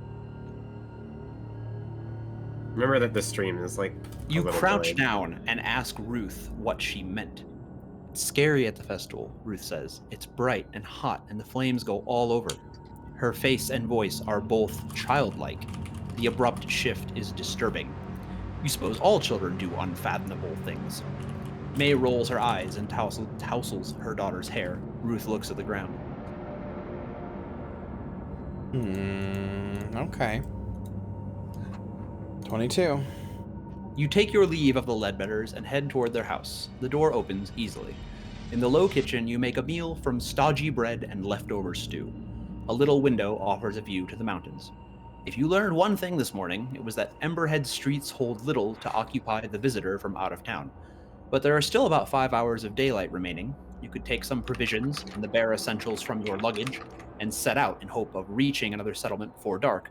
Or you could ask advice from this Mr. Winters. Oh wait, it shows it never gave us a chance to meet the guy again. It's not night yet. What? So I would say if you try to walk he out said of to meet town, him at night. if you walk out of town and you successfully are somewhere out of town at night, it might not give you the option to meet him. You Yeah, might but have to talk to Mr. Winters. I thought a whole day passed. I thought after exploring the town we went to sleep. That was just the morning. That was just the It's morning. still day one, and there's 5 hours of daylight remaining. Okay, all right. Sorry, my bad. I got confused. Okay. But if you have the option to talk to him, I definitely wouldn't try to leave town here. Yeah, no, I'm gonna go to the village hall. Because while you were setting up, I was doing this myself, and I left town, and it did not give me the option to be him, and I was pissed because I was like, "Hey, Yeah, I want to meet him. The village hall overlooks the lower north ridge of the village. You walk along Salisbury Street to find it, conscious of the oppressive black metal structure framed at the end of the road. The shutters of the hall are open, and some windows are left ajar. That's different than it was this morning. There is no knocker, but a little bell over the entrance tinkles as you push the front door. Inside, a sturdy door to your right is marked Private. To your left, an opening leads through to a bright room. You take a few steps inside. Benches line the walls, and there are 2 notice boards mounted between the windows. You could examine the notice boards or go knock on the closed door. I'm gonna examine the notice boards. The floorboards creak beneath you as you cross the room. You feel a slight spring in your step. Perhaps this room is used as a gymnasium for the village children. Just thinking about them all running up to each other and going, "Get out!" One notice board appears to be for the adults of the community, and one for the children. The former looks neglected, featuring handwritten advertisements for household items and a yellowed note about telegraph pricing. There is nothing about the festival. The children's notice board has a schedule for weekly creche? I don't know that word. Services, and a number of paintings obviously done by the children themselves. Most are incoherent, though colorful. At best, you can tell they depict fireworks, or perhaps the tale of Joseph from the book of Genesis. One has lost a pin and hangs upside down. It shows a giant bird attacking Emberhead. Or it might simply be the artist has not yet mastered the subtleties of scale. Make a spot hidden roll. Okay. Spot hidden is 40. Roll 75. I failed that. Woo! All right. The door scrapes behind you. A middle-aged, bespectacled gentleman appears in the doorway. It's a May I help you? nursery? Oh, okay. You explain that you are visiting on May Ledbetter's recommendation. Ah, well, I'm Ethan Winters. No, so I'm Clyde Winters. I'm not sure I can help you, but would you care for some coffee? I'm partial to a cup in the afternoon. He gestures to an open door behind him. This seems like a worthwhile opportunity, and you are a little thirsty. Okay. Step through the door marked Private. The other side of the village hall is in marked contrast to the public space. The room is compact, lined with shelves of books and file alcoves. One corner is reserved for a tiny pantry, what is presumably a water closet. You study Mr. Winters as he fills the percolator. Although thin on top, his hair is oiled and neatly swept back. His suit is a sober affair, and well-tailored, even if the cut is a little old-fashioned. A lesser man working alone might have loosened his bow tie for comfort. On the desk against the opposite wall, you notice what looks like a telegraph set. So you can ask about the telegraph or make small talk. I think I'm in full investigation mode. I need to ask about the telegraph. How rude. He's such a severe man. I can't believe you wouldn't, indulge him. Nah, The I gotta telegraph? Much as we value our isolation, we do need the link sometimes. Were you hoping to send a message? Wasn't I Must told there apologize. is none? No, he's saying there is, but No. Before, There's- didn't the lady say like, "Oh, I don't think we have one"? yeah, I think that there was definitely a villager at some point who said that she's not even sure if there is a telegraph machine.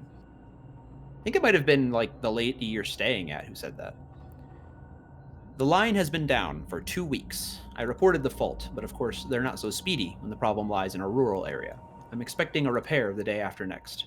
I do appreciate how frustrating this must be. The coach is due in, 3 days? But I think he's going west. Perhaps you might engage a wagon? One of the farmers might. You explain that you have already asked a few of the residents, but to no avail. I'll tell you what. Winters pours you a steaming cup of coffee. The dark liquid smells rich and strong. When the repair crew arrive, I'll ask you to take them back with them. How would that be? They might want $1 or $2 to grease the wheels, but the day after tomorrow, it's less than ideal. But it's the first real opportunity you've had. All right. Tell me about your library, Mr. Ethan. You make a small but flattering remark about a couple of the volumes on his shelves. Winters blushes with pleasure. Well, of course, they're not my personal collection. They belong to the village, he says. But I did select most of the recent items. This is the community's library, you see. I put up the private sign to stop people from just wandering in from meetings in the other room. But this really is a public space. You scan the shelves. There is a sparse but respectable collection on mathematics and the sciences, passable selections on history and arts, and a shelf of literature. He has a few lowbrow novels tucked away in a corner, with tatty copies of Bizarre Tales magazine. Quality does not always equate to popularity, I'm afraid. Winters gives you an apologetic smile. You could research in the library, or you could leave while it's still light outside. So he bought the most recent stuff. Personally, from somebody who's played Call of Cthulhu before, researching things in the library is a massive part of the game. Yeah, that's what I was thinking. All right. It's in the plot of like every Call of Cthulhu story. It's how you like get to the knowledge that people don't want you to have, because usually, like, you know, if you talk to somebody about being a cultist, they're not just gonna be like, "Oh, yep, you're so goddamn charming. Yeah, all right, you got me. I'm a cultist." Like, it's really funny because that means that all of the knowledge that they don't want you to find is just there in public waiting for anybody to read it. If you piece the clues together, it really is like that, though. Yeah. All right. You're not gonna like flip open a book and it's like, here's the literal answer to your thing, but you read between the lines, you piece a bunch of different things together, and you're like, huh. Let's go. Let's research in the library. Yeah. Winters is happy for you to spend the rest of the afternoon in the study. Sorry, go ahead. Flynn's having a rough time of it. Oh no. Oh no. What's happening to Flynn? Oh, you know, I took a walk, tried to walk on. Tried to leave the Didn't go village? too well. I tried to leave the village. Didn't You go passed the too sanity well. roll? I did pass the sanity roll. Okay, good. Winters is happy for you to spend the rest of the afternoon in study and offers you an upright but comfortable chair. You have enough time to pursue one line of research in depth.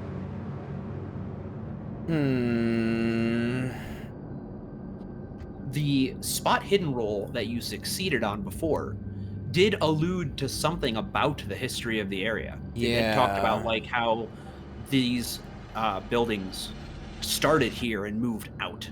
Maybe the history is the way to go. But the festival is really curious. Yeah. No, I'm gonna go off that spot hidden roll. That's what I was thinking anyway. 74. There is no single book on the history of the area, and you have to put together a picture from a variety of slim, specialized volumes. There seems to be some suggestion that the hill upon which Emberhead is built was a place of reverence for the Abnaki or Abenaki, a tribe name which means people of the Dawn Lands. The tribe made an annual journey to the hill as the leaves turned the deepest hue of sunset. There are some references to sun rituals performed in the area, but these are not convincingly attributed. The region was caught up in King George's War, and in 1946, British colonial forces counterattacked in response to a raid by the Wabanaki Confederacy, which included the Abenaki. You mean 1746? Say it's important sounding? No, I said you mean 1746. You said 19. Did I? Yeah, that Oh, would geez, that would be in the future. Numbers are hard. The king's men gave no quarter, and the few survivors among the natives were driven from the area permanently. There seems to be no confirmed date when Emberhead itself was founded, although there are accounts of settlers on the hill from shortly after the end of the Revolutionary War. Okay. The afternoon wears on. You've not quite finished your reading when Winters glances out the window and stands up. He clears his throat. You may make a credit rating roll. Okay, so this is like every other roll, right? I have to roll a better than a 20? Or lower than a 20? Like if you were super rich, your credit rating would be like 70, and then in which case this would be easy for you to pass. All right. Oh my god. I failed 100. Wow, critical fail. Critical Jesus fail. fucking Christ. All right, go to 105. I'm afraid I have some errands to run before dark, so I must close the library for today. I do hope you will return tomorrow afternoon if you are so inclined. You leave the building with Winters, waiting as he locks up. You thank him for the coffee and the access to the library. He disappears off down an alley. You hope to be away for the village before tomorrow afternoon, but it's good to know that there is a place that you can occupy yourself. Now go to 180. As the light fades, you return to the Ledbetter house and eat a light supper. May is unusually taciturn. Ruth's eyes flick to yours several times during the meal. There is an urgency there that you cannot quite interpret. Afterwards, May ushers the girl into their room. You have been in Emberhead for barely one whole day. You already feel confined by it, both geographically and socially. The evening seems to offer little. If you have a previous appointment, this is the time to follow it up. All right, yeah, we're going to 200 then. Because it said add 20, right? Yep, did say that. Did say add 20. All right. Abogast is not at the appointed meeting place. You give him 10 minutes, but he doesn't show. You curse the old crank and head back toward May's house. Psst. A hand snakes from a doorway and grabs your arm. You jump out at the sight of that half face, glimpsed in starlight. One of them's near, he whispers. Watching. Come with me. Okay, 169. For reference, I've stopped because I reached to the next day. Okay. Oogie. Abogast leads you across the thoroughfares, slipping between houses. The metal structure looms at the end of the street. Silent now, he says, but the beacon will come alive tomorrow night. Oh shit, Shalel, I'm sorry. I didn't see you ask for the name. Yeah, this is the Call of Cthulhu. I'm sorry, I missed that entirely. This is Call of Cthulhu Alone Against the Flames. It's a solo choose your own adventure thing to help you create a Call of Cthulhu character. Sorry, my bad. Anyway, you can continue, Troop. It's linked in the Discord, too, if you want to play along. Where were we? Yeah. He ushers you into a little alcove behind the village school. Abogast glances behind you, then sits down. Again, you feel uncomfortable in proximity to that scarred visage. One melted eyelid lifts. You don't have long. Understand this. I was the conduit, the interpreter, for that fool Winters and his fancy words. The things which come to Emberhead care not for words. Those idiots think this is a ritual of sacrifice. He spits on the grass. It's a ritual of control. They know the words, but they do not comprehend the forces they call. He sniffs and sits back. No, you have no time for more questions. I will teach you how to end it in the moment when all is lost. You can return this hill to the earth, to the death that came 40 years ago. I have tried it myself, but... His head sags. I no longer have the concentration. Oh, that was so cool. The music on that I'm like have playing like fucking like had like a beat drop as you said I no longer. Oh, that was cool. Anyway, continue. The chant is simple. I can teach it to you. But you must perform it with a clarity of mind that I have lacked for years. No, I gotta learn this chant. Let's go. Nah, you're good. This guy's fucking crazy. Just ignore him. Nope. He's literally just speaking gibberish at this point. You feel very dislocated from reality. Wait. Okay, yeah, this is the right page. You feel very dislocated from reality as you sit on a cliff top behind a school at night, learning a chant by rote, from a madman. Abergast is careful to teach you it in sections. He glances into the sky. Won't work right now. Cloud is covering the star. But he still takes care not to pronounce the whole thing at once. It has a rhythmic beginning and various elaborations, but the core passage is repeated 3 times. I can't say that. If you can, go for it. No. I don't know how to read that sort of stuff. Like Finui, Mungnaf, Cthulhu, Formhan, Nahag, Naf, Gligadan, Ya, Cthulhu. Yeah, I'm not doing that. In time, Abergast listens to your recital and nods. Remember every sound. Never speak it if you have plans left on this earth. You have discovered a secret. If your situation ever becomes desperate enough to try Abergast's ritual, the text will offer you the option to chant. At that point, if you want to try it, add 10 to your current entry number and go to that new entry. Abergast leans back. It will make you one with the living. Okay. A black shape lunges from the dark. It wraps an arm around Abergast's throat and drags him backwards out of the alcove. He grabs at the arm, kicking empty air. You see the gleam of a long blade in the moonlight. Oh no. Okay, make a dodge roll. My dodge is half of my dex. Half of my dex is 50, so 25. Sounds about right. All right. Okay. Please. God fucking damn it! The only time I've succeeded a roll is when you let me try again because we wasn't sure Every if time! Okay, go to 203. Something smashes you on the temple. You reel back. You hear Abergast yell and see the knife flash once, twice, 3 times. Its shiny surface darkening with blood. Something strikes you again, and as you sink, flames leap up from the ground, painting the night with infernal color. They pick out 3 dark figures. Take 1d6 of damage. Alright, god damn it.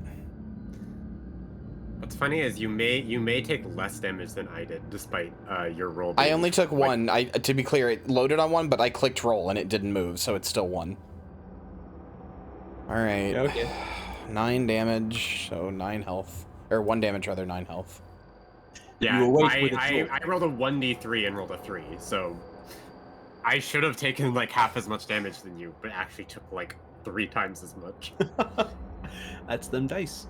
You awake with a jolt, wrestling the blankets, ready for attack. Okay, I guess you're wrestling the blankets because you don't know they're blankets. Yeah. The Ledbetter guest room is quiet, painted with morning light. There is nobody here but you. You release the blankets and wait for your heart to stop hammering. Okay. The Ledbetter kitchen is empty, although bread and eggs have been laid out for your breakfast. There's a note from May explaining she's taken Ruth out for a few hours. If you were involved in a fight in the village last night and want to investigate the aftermath, go to 70. You can choose not to do this if you want. I think there's no point. Well, there might be. Okay, yeah, fuck it. I'll go. I'm an investigator. I'll go investigate. You feel skittish as you approach the spot where you and Abergast were attacked. Your memory of the encounter is shaky, but you remember 1 or 2 vivid images. At first, you think there's nothing to see, no discarded weapons or figures lying unconscious. But upon closer examination, you find sticky, congealed patches and blackened lines in the grass. If the village had a police station, you could go there, but something tells you events have gone beyond that. All right. You want me to tell you what happens if you dodge that attack? Sure. Okay. If you dodge it, you get to stay conscious for the encounter, and you get to see Abergast cast a magic spell. God damn it! Yeah, he like holds out his hand in a sign, and fucking fire jumps out of his hand and snakes across the grass and like clings to a person like a living creature. It's great. That would have been so cool. Yeah, it didn't happen to you though. Spoilers. Jeez. All right. You make a quiet circuit of the village, pausing in unobtrusive places to watch the villagers. It is rather busy for this time in the morning. Yawning locals stream back and forth along the roads, carrying bundles of split logs to the site of what you've heard referred to as the beacon. You see 2 figures already up in its superstructure arranging the wood. The festival bonfire will be most impressive. But do you intend to stay to see it? You suspect by now that something is amiss here. While the villagers are distracted, you may do some illicit investigation, or you may simply leave town without looking back. The funny thing is for Flynn, so Flynn tried to leave town, kinda got lost, saw a bear, was like, let's not walk towards the bear, and then heard some weird sounds, slept in a tree for the night, then fell out of the tree and woke back in town. Yeah, May specifically said that a farmer found you out there and carried you back. Yeah. So like Flynn's like, you know, not actually hasn't seen anything like supernatural happen. There's nothing sussy going on here at all. Just other up there. than having a nightmare, falling out of a tree during the nightmare, and like. Flynn's just like, this is just a nice neighborhood. Flynn completely avoids the subtext of the scenario. Flynn avoids So far, Flynn has unintentionally done this. Flynn avoids the Eldritch Horror and isn't even involved, just by kind of like keeping his head low and not really thinking about it and not noticing. Little guy. I'm just a little guy. It's my birthday. Yeah, come on, it's my birthday. I'm just a little guy. How many of these can we do? 1. Oh, okay. I wouldn't assume you ever get to do multiple unless it I thought it was like the thing from before. I think just default, you should always pick the one that you think is most important first. I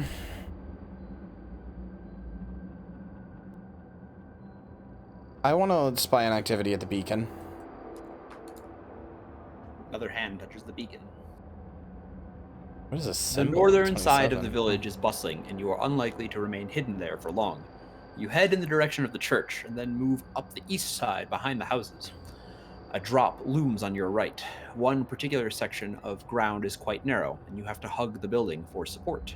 You may give up this approach, or you can compare your size to your dex. If your dex is higher, go to 42. If your size is higher, you'll need to make a natural world roll. Okay, my size and dex are equal. So what do I do? I guess I win? So, comparing your size to your dex is how the game determines your build. So, sorry, not build. Like your I've got it over here. Like your physical build, right? Yeah, like how large you are. I mean, it's not like exactly that, but it's something like that. I think that's what they were trying to do here. Since there's no option for like equal, then I say you succeed. Go to 42. Okay. 42 is not clickable. Okay. 42 right here. The turf sinks beneath your feet and stones crumble from its edge. Alarmed, you grip the building and ease yourself forward. Finally, you have a good spot to watch the beacon. Okay. You lie concealed in the grass and watch the activity around the beacon. Villagers bring in yet more bundles of tinder and stack them in neat bundles. They bring in bundles and stack them in bundles. There's bundles of bundles, and the bundles are becoming bigger by adding additional bundles. Another shift passes the bundles up to a pair of men standing on a raised platform of the beacon. They pass the combined bundles or the individual bundles? No. They are constructing a triangular structure resembling a gigantic campfire. As you watch, you are struck by the manner of the laborers. This is their festival. You would expect a cheerful atmosphere or some light-hearted conversation. Yet the faces of some show resignation and detachments, others a naked dread. You watch for a good half hour before you slip away. All right. You feel a deepening ease about Emberhead and this day in particular. Once you have attempted 3 of the options below, go to 98. Otherwise, you may search the bedroom, go to the village hall. Okay.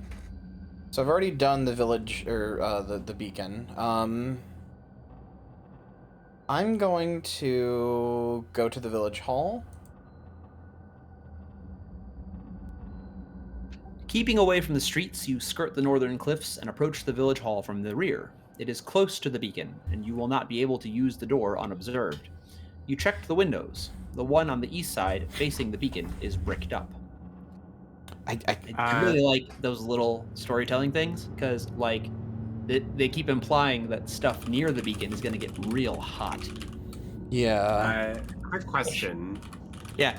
I'm in a combat now, and it says you add your damage bonus if you hit. How do I know my damage bonus? It's based on your build, so like... Oh no. I guess I could pull this up out of the book. Okay. It is referring to the quick start rolls, but like All right, you might want to do this too, Kyria, while you already got it here. So your strength plus your size, add them together and tell me the number. Strength plus size, that is 90. So you have an average build. You don't do any extra damage, but you don't take any kind of penalty. Your build, Kyria, is 0. Write down 0 for that. Where?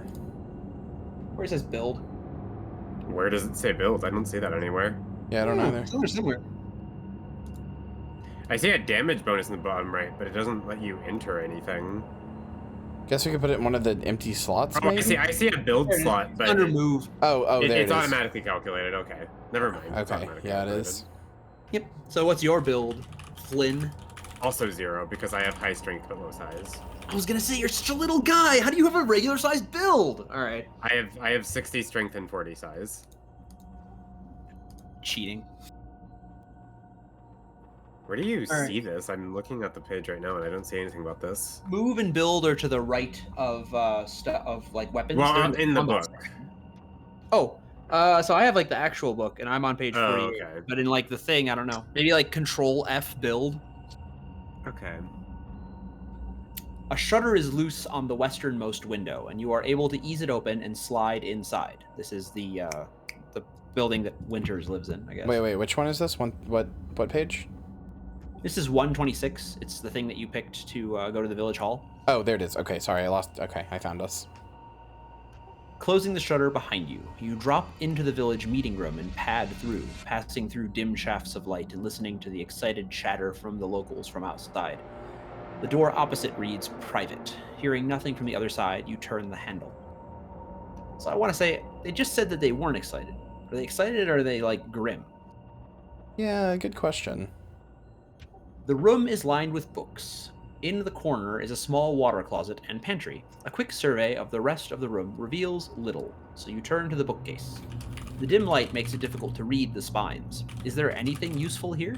Make a spot hidden roll. So confused right now. If you have examined this bookshelf before, you may have a bonus dice. All right, spot hidden roll. That is 40, I think. Yeah. I did examine this Remember, before, right? You did, yes. I would say for sure that what you're gonna want to do is like basically roll it twice and take notes of the tens place on either side.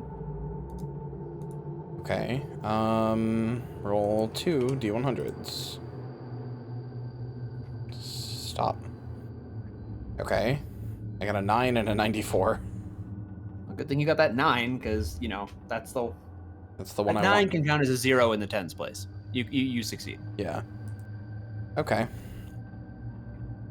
You're looking along the spines when you notice how close the bookcase is to the window on the north wall. From outside, there's a solid 3 or 4 feet between the edge of the window and the wall, and the bookcase covers the wall with the bricked-up window.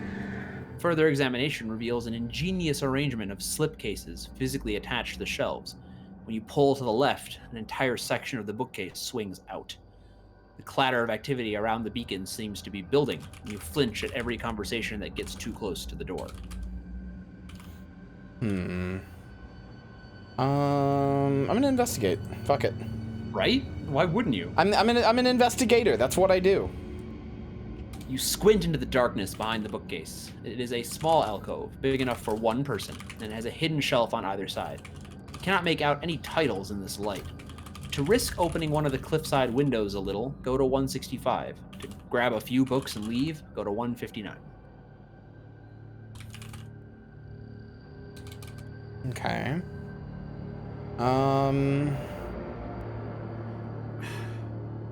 How do I determine my successes when doing like fight rolls?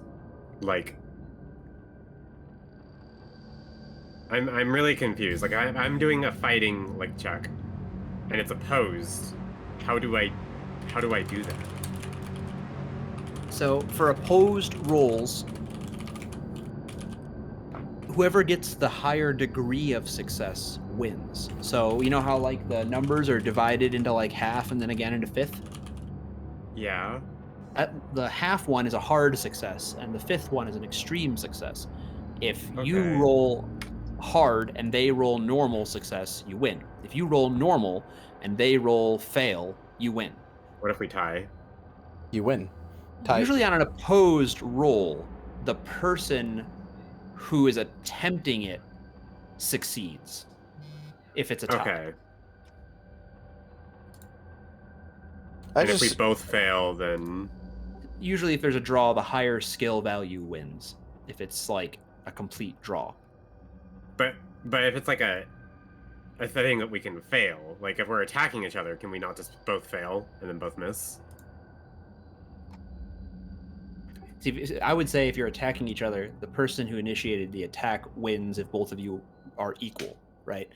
But for the purposes of this, compare your skill to theirs. What is their attacking skill? The 35 and mine is 45. So you should win in a tie. Even if it's even if it should be a fail? If both of you failed, Yeah. then yeah, since we're not looking at you trying to like shoot a target, you're looking at like this is a contest of punching each other. Even if all you do is clip them in the ear, like you win. That's it. You got them. So I just do my damage then? Yeah, okay. because we're checking for like levels of success, not like skill passing in general. Where were we, Kyria? Oh yeah, you have to decide if you want to.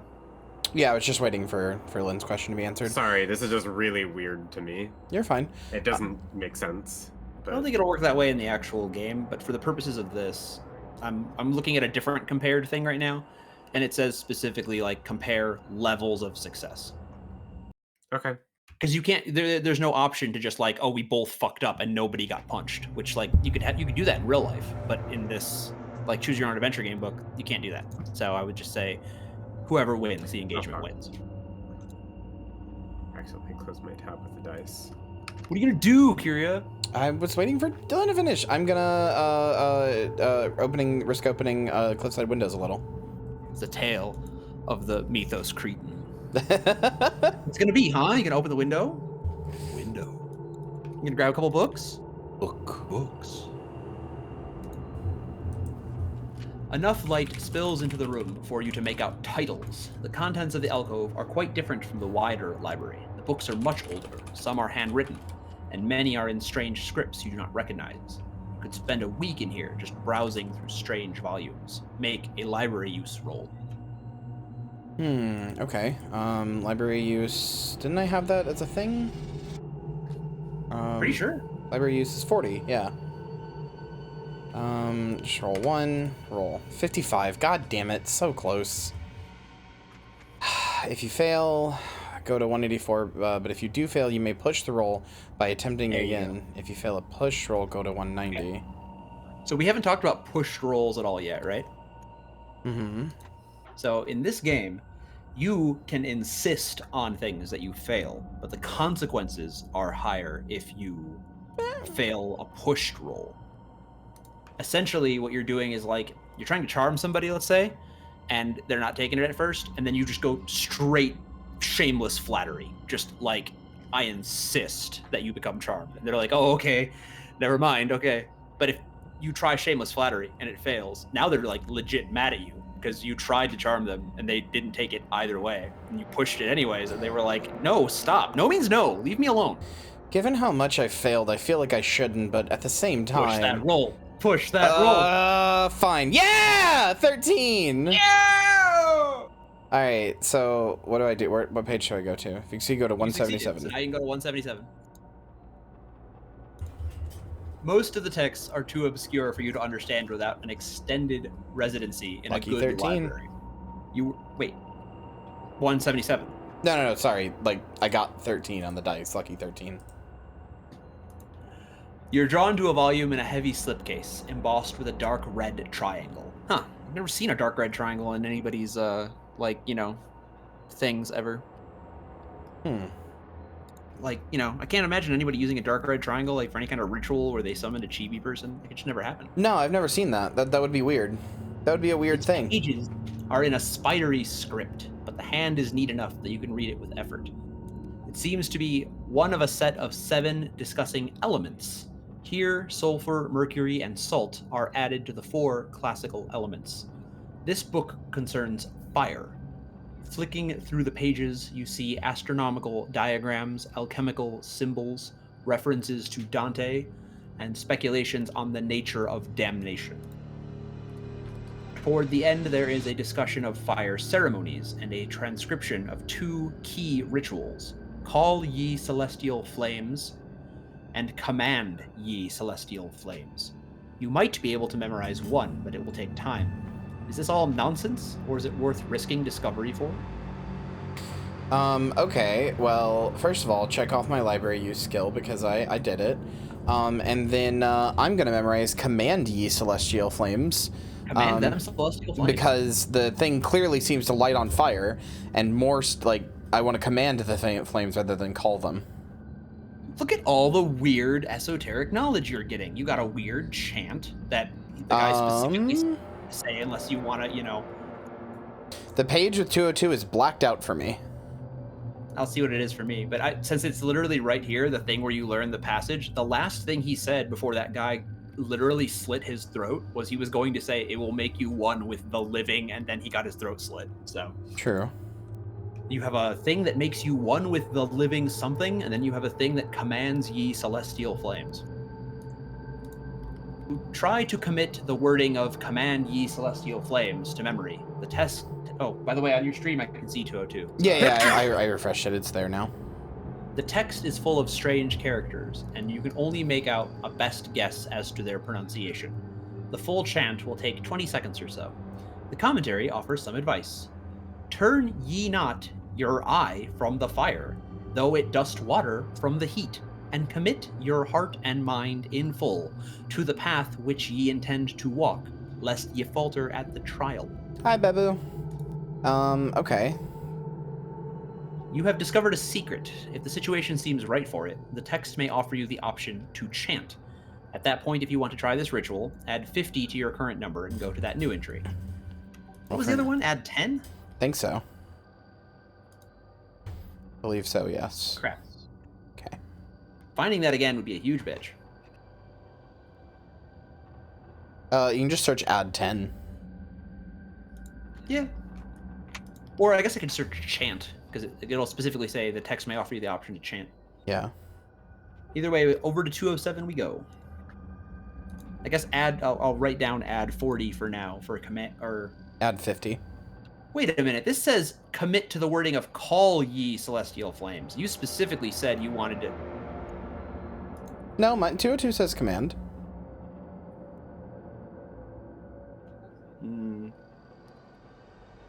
Okay, add 50 for a command ye. Yeah.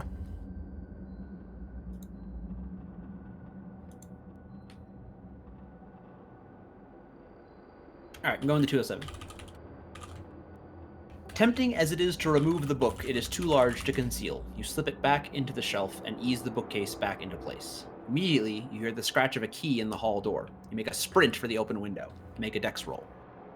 Okay. My dex is 50, so 65. Is that a pass or a fail? That's a fail. So 190. Give me a second. I'm trying to find the chant so that I can write that down too. Sure. I'm 99% sure it was 10.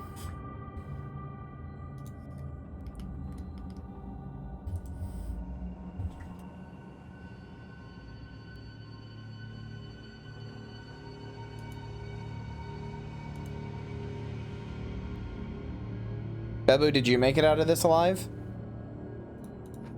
It was 10. It was add 10. You had it right. Okay. So add 10 or add 50. This is really fun. Flynn's in a bit of a pickle right now, everyone. Bit of a pickle. Where do you go for failing? 190. Extract Flynn from the pickle. The door of the hall clatters open, and a group of villagers flood in. They quickly surround you. An older gentleman in suit and bow tie stands behind them. So there you are, he drawls. We were wondering where you'd gone. He gives a light wave of his hand, and the villagers seize you. Okay, 108. The fading light from a narrow window tells you afternoon is giving way to evening. Your hands are shackled behind your back, so you cannot even lie down on the rough bed. A woman you have not seen before comes in.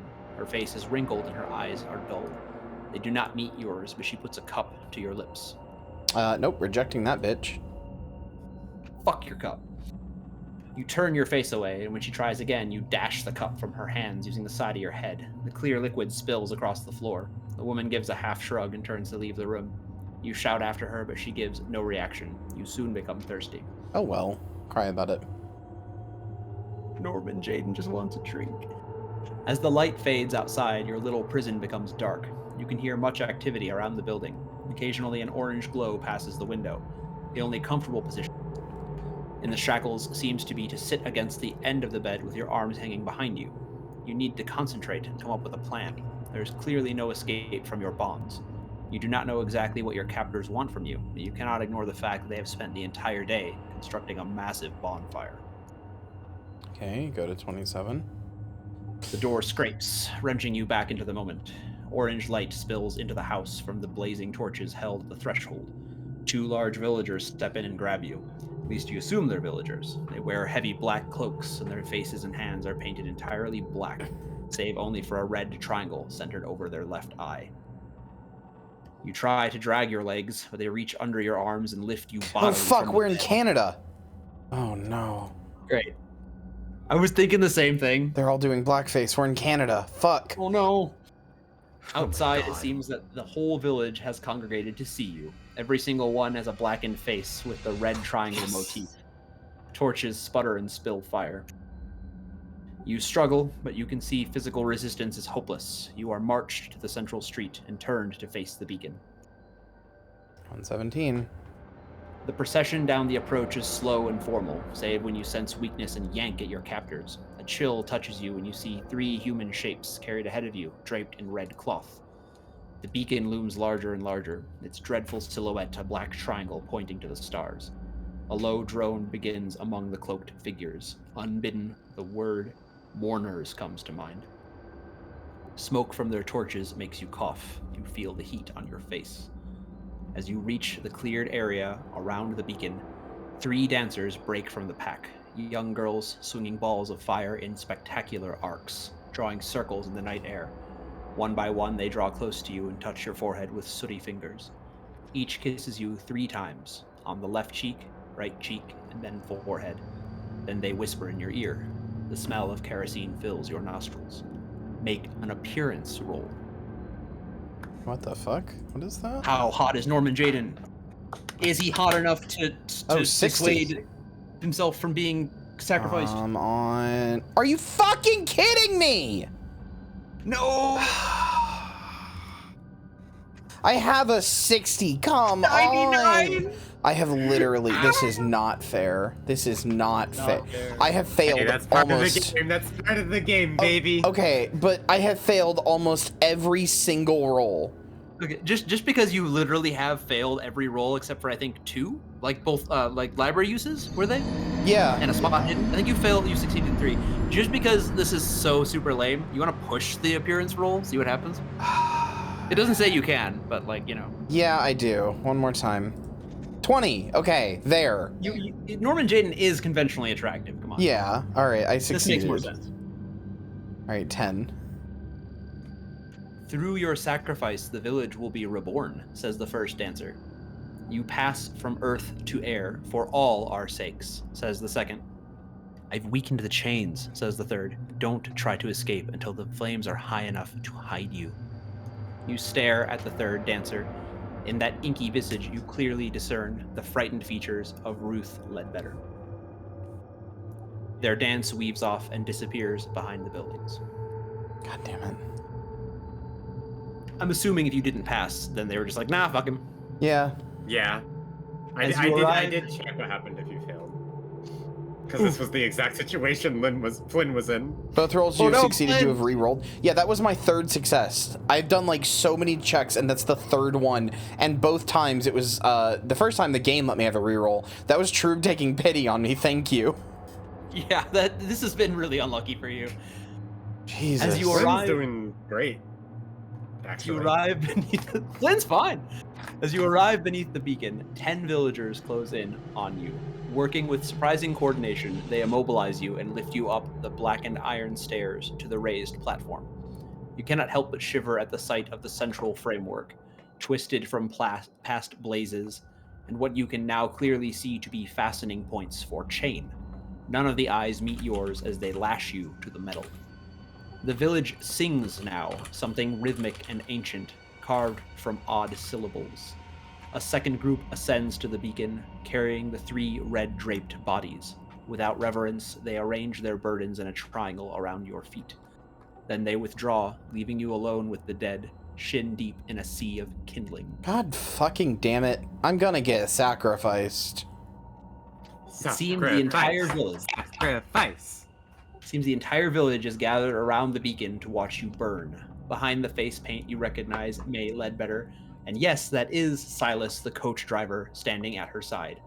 The audacity and scale of the deception staggers you. Told you. A man steps up on a dais and raises his hands with quiet authority. The frame of his spectacles obscures the red triangle on his face. So we draw here again, together on this night, as we do each year, and we give thanks to the one who will preserve the village against the fire of the void. You will be taken by the ones from above in our stead. Your death will bring life to our streets and bounty to our fields. We'll safeguard our children and our elders alike for another year. Yeah, isn't this just the plot to that Nicolas Cage movie, with the bees, not Yes! the bees? It literally is! So you can say not the bees anytime now. Not the bees! He bows his head. All around the beacon, bearers step forward and lift their torches to the edge of the raised platform. A ring of tiny flames flicker up around the perimeter. As they wink, the singing of the villagers drops into an unearthly rhythm. I don't have the option to chant. I'm gonna wait and see what happens. Go to 40. You don't want to throw all your remaining strength against the bonds, knowing Nope. that they've weakened the chains? Nope. Okay. Well, she did explicitly say to wait. The flames snake. I mean, it would be kind of funny if you just break free and they're like, hey, what the fuck? Get him! We already started the ceremony! The flames snake across the kindling, catching and rising. Smoke rises and it becomes difficult to see the villagers. The 3 bodies surrounding you catch fire, blazing with sooty red flames. You begin to cough as the smoke enters your lungs and fight down the urge to panic. If you have learned a strange chant and wish to try it, this is the moment. All right, chat, I need you to. I need your participation here. I need to know. What do we do, chat? Do we do the crazy old man's chant, or do we do command thy celestial flame? Which one do we do, chat? What if this isn't celestial flame? What if this is just killing? What do we do? We do know the other. Flynn didn't learn any of this fancy magic stuff. Flynn just kind of flinned around. Old man chant, command that flame, command thy flame. Use magic? Well, that's what we're doing either way. All right, fuck it. Command thy celestial flame. What is that, 40? So we go to 50. So we go to 90? For command and 40 for call. So definitely don't add 40. So we go to 90? 90. 90. All right, 90. Clear your throat and begin the ritual you found in the strange book, pronouncing the strange syllables as best you can. You know the fire is slipping ever closer by the touch of heat on your face, and yet you put your panic aside and concentrate on completing the chant. As you speak the weird words, you become aware that the song of the villagers has shifted and they too are chanting. An eerie tingling builds in your palms and temples. You are casting a spell. You may commit up to 10 magic points to the spell. You have less than 10 magic points. You may spend hit points on top of the magic points, but not so many that you were reduced to 0 hit points. Decide how many points you are going to commit, and then go to 198. I am committing all 10. I have 12, so all 10, baby. All 10 we go. 198. You sense rather than see stars descend from the sky above you. From your flaming tether, you reach out to command the stars. Every magic point you committed gives you a 10% chance to succeed. You succeed. Yeah, I did all 10, so it's a 100% chance. All right, go to 209. The stars are alive. From above, they see you, the center of a conflagration. Conflagration? They see Emberhead spread out from the beacon, its small plateau facing a dark sky, and they hear the villagers begin the same chant that you have just completed.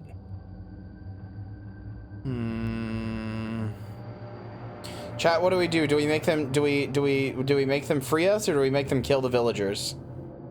I just You have to lose 1d3 sanity. Yeah, let me do that. That wouldn't reduce you to 0. You'll be okay. Roll 1d. Hold on. Start. Stop. All right, 3. So that takes me down to. You rolled a 1d6, by the way. What? Oh. Oh shit. So to roll a d3, you roll a d6 and just cut it in half. So a 3 is a 2. Oh, okay. Yeah. So then I'm at 9. Still? You're at 9 sanity? I was gonna say, you must be... No, you have tons. Oh, wait, no. Yeah, no. Yeah, you should have 60 and then go down from there. Oh, so then I would go down to 50. Sure, you're fine. I Or think I you would go lost down to- 1 earlier looking at... You're probably at 57. Yeah, I am. I'm at 57. You're at 57. My bad. Okay. So, command them to depart, command them to free you, or command them to incinerate. You feel like they'd have defenses. I don't feel like anyone would be able to defend against weird star magic. I am going to command them to free me. 243. I know this ending. No! The stars respond to your command, dropping and converging on the beacon. You feel a moment of transcendent glory as your body is annihilated in white heat and light. I knew it. Burned to death in an otherworldly inferno. Yeah, I think it's fine if you would have tried the other options. Yeah. They are stars. They don't understand the concept of freedom. They're like, oh, you want to get out of the meat body? Yeah, no problem, fam. Whoosh. That's what I would have done if I was an idiot, but my Cluby allows me to see into the future. I'm gonna ask them to incinerate the villagers. 231. All right, 231. Oh my god. Yeah, none of these are good options, I think. The smoke shifts for a moment, and you see the villagers staring up at your immolation, cloaked and daubed with their ridiculous face paint. These people lured, tricked, and murdered you. You send the stars to bring your wrath. Suddenly, there are among them 1,000 points of light, illuminating them with celestial radiance, sparkling brilliance of distant suns. Their faces open in wonder, in delight, raising a hand to touch the lights, but everything the tiny lights touch burns. Horror sweeps through the crowd. They run, screaming as their flesh is singed and stripped from their bones, carving trails of ash into the ground with their dying steps. Every last one of them burns. The pitiless stars move amongst them and leave none alive. You shriek in pain as the fire consumes you, but you take one small satisfaction to the grave. Emberhead will never claim another victim. That seems silly to me, because the shackles are weakened. I could just leave while they're getting killed. Right? It does seem like now you could be like, all right, cool, they're all dead. Yeet. Yeah, I don't feel like I die there. That seems. I think if well, I had failed the idea appearance that check, sure. The blaze of the stars is too much to escape from for you. All right, we're at the end either way. I just want to see what the last one does. All right, command the stars to depart. What does that do? I think that this one might be the one where you live. Nope. Nope. Nope. 255. Damn. Okay, so no matter what, using magic leads to your death. You just Using kick them this all spell out with your- leads to your death. That magic leads to your death. Yeah. All right. Well, Naman's dead. Naman's You want to see dead. what happens if you use the other thing that you learned? Yes, I do. So where do I go back to? I think you I had would say 80 you were on instead of 40 90. and it said add 10, so go to 50. Oh, 50? I thought it was okay. You're probably correct. Let me check. 50. Okay. Yep. The flames draw closer as you bring Abagast's chant to mind. It is hard to clear your head as the heat grows beneath your feet. You cough and sputter, but you sustain the words. Finally, you reach the key passage, and even as your clothes catch fire, you yell for the third time. You know, it makes sense that I chose the option where Norman dies no matter what, because Norman's fucking impossible to keep alive. I told you, the life expectancy of Norman's is so low, of Jaden's. For reference, I think you might have had trouble escaping anyway if you had chosen to just try to struggle free. Yeah. It turns out that magic and Call of Cthulhu, that shit's fucked up. All right. Here's what happens if you say the 270. thing. The swirling tongues of fire around you stop in midair. The people around the beacon freeze, their black-painted faces bleached and stripped as the second sun opens in the air above Emberhead. In an instant, the people, the village, the hill, everything is consumed, incinerated by impossible proximity to sheer combustion, the essence of fire.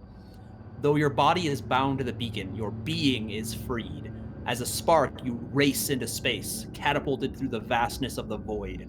The stars burn past you with incomprehensible velocity, and then you are home.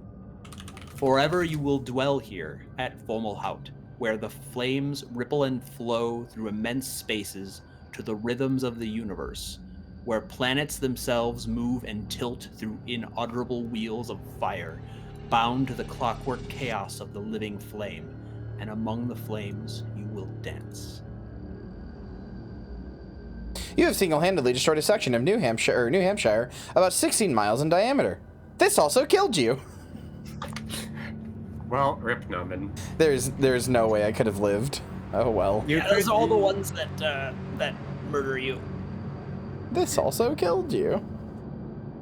Well, I mean, you did annihilate like 16 miles of New Hampshire. reference, and you lived forever in, I get to live Fomalhaut. I get to live forever in Fomalhaut, whatever the hell that is. How'd you do, Flynn? Yeah, tell us how Flynn's adventure went. So Flynn ended up in a similar situation, but much more clueless about everything. During that last day, I went and checked the artisan building, and found the bodies they were going to sacrifice, and then someone caught me there, and we got in a fight. I stabbed the shit out of him, didn't take a single hit point of damage, and then just interrogated him. He didn't have anything to say, and then I left. Tried to escape after this point because I'm like, I'm out of here, I'm done, but failed to escape, so I got caught. When they were sacrificing, I didn't have any other options but to try and struggle free. So when the flames were high enough, I struggled through. I had to do a strength check and take 2d6 damage. So I had to live through both of those. But because I managed to live through both those, I escaped alive. Yeah. If you want to see what happened to Flynn, go to 137, Kyria. 137. Okay.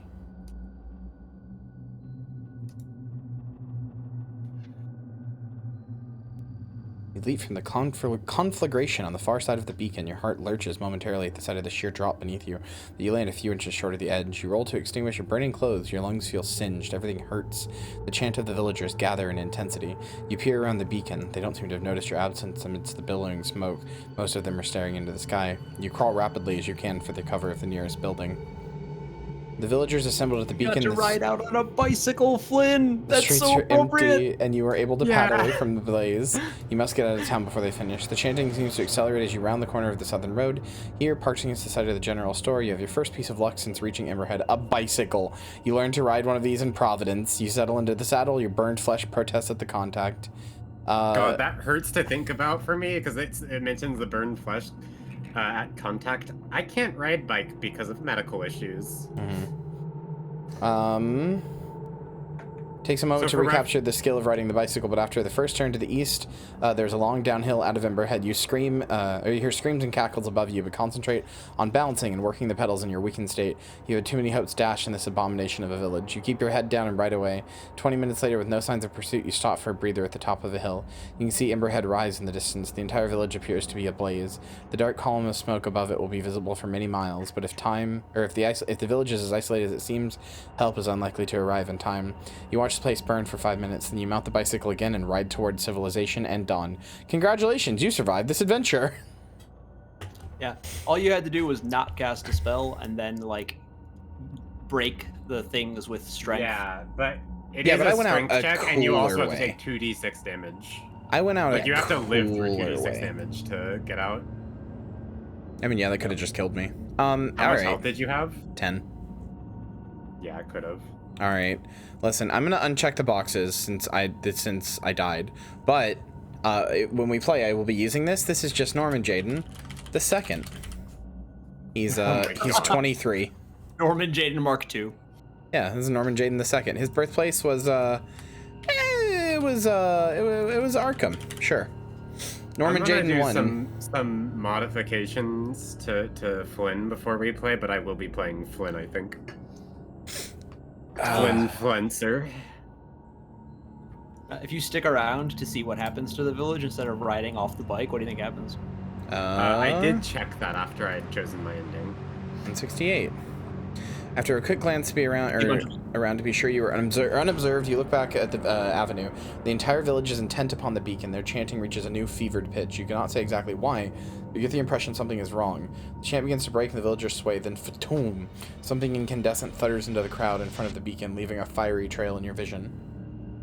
You feel the ground shudder beneath the bicycle. Fatoom! Another strike nearby, scattering sparks. Now the chant falters and gives way to screams. Fire skims the building facing the beacon. Smoke rolls through the streets. A woman staggers towards you, wailing. Her arm is on fire.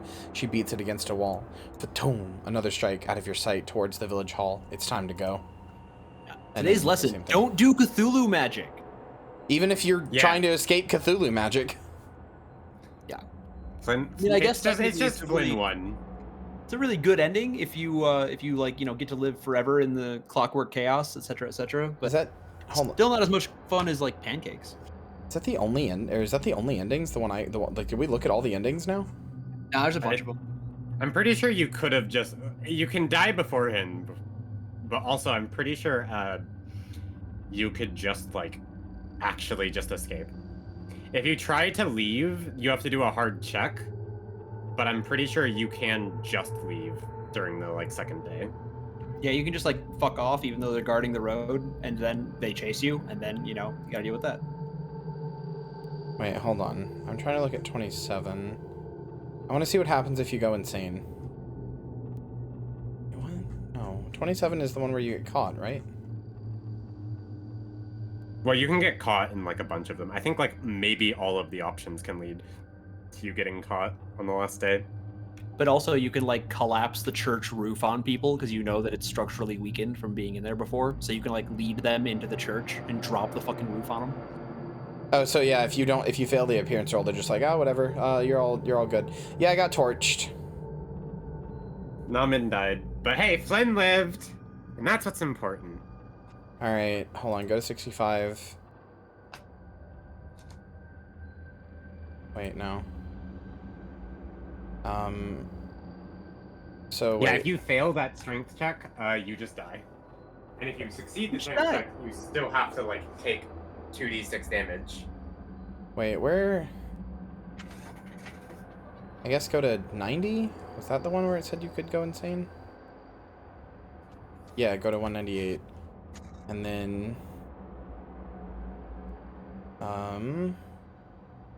where's the thing that said if you cast a spell and you have a chance to go insane? Oh, I don't know. I guess if you go from 40 to 90, I think 90 was command thing. So then 90, there's an option where I'll say you can go insane. You want to hear what happens if you just sneak away? Yeah. So as you look back at the village, several miles away now, you can see the beacon ablaze, an orange glow that lights up the sky and surrounding woodland. Smoke billows towards the heavens where the stars form a twinkling canopy against the midnight blue of eternity. You watch the scene for a few moments and then turn away to continue your journey. For a moment, you're left with a strange impression. You thought that as you turned, one of the stars above the village moved, but that would be madness. That was cool. I'm excited to play this game for real. Yeah, me too. I'll have to. I'm mostly just gonna I'm gonna keep the same character, except I'm going to modify occupation and stuff from the default stuff that they have you do in this. I'm desperately trying to find this sanity roll. Oh, yeah, it looks like 90. If you didn't do enough magic points there, then you go straight into the part where you have to use strength to get out. Interesting. So if you fail casting, you just have to. There's no magic for you, so you're just oh, okay, well, now I have to try to break these bonds. I do think it's very funny that you can just nuke New Hampshire. Anyway, yeah, that was fun. That was cool. Thanks, dude. Thanks for reading. So how does improving the skills work? You roll, and if you if you You good? no, I just Okay. thought, you know how you failed all the skill checks? Yeah. If you succeed on a skill check and then you check again, if you fail, then you improve. Wait, what? Oh, Yeah, because they because want to you're make not it harder yeah, to. there was enough for you to learn. So otherwise, it's not enough because you're so good at it. I feel like what you could do as like a GM role then is like you keep track of if you succeed more than once, it's either like a guaranteed increase or like you can roll multiple times. To Yeah, check. I feel like rolling multiple times would be more fair. You want to hear what happens if you go insane? I found it. Yeah. You finally understand that your existence on Earth was a sham. You've been a star all along, hidden here to walk among humans, holding back your radiance for fear of scorching them where they stand. You smile and look to the sky. You burned to death in the beacon. All right. Fair enough. Namen. I'll say yeah. Yeah. No, I kind of agree with Balgo. I don't think that's a good rule because I think maybe multiple rolls would be better or something. Yeah, Because it shouldn't be multiple rolls was my guaranteed. main suggestion. Yeah. How much do you improve it by when you improve the skill like this? An singular. Like 1 point. 1 I think point. so. Might be 5. Might be 1. I'd have to look it up. Either way, like it's fine. Just like I just wanted to know. So should I just do that now? Because I Yeah. like. I'll let me look up the rules for improving. Okay, well, I'm gonna let you guys do that. I'm gonna leave the call and I'm gonna go because I there's no point to me to improve for now. I'm gonna go make food, but this was fun. Tube and Lynn, thank you. Bye-bye. Yeah, thanks for hosting this. That's True. fun. I am excited to play the full game. I don't know if it'll be stream chat, probably not, but it was fun. All right. Well, I'm gonna stop the recording and leave call now. Bye. Bye-bye. Bye.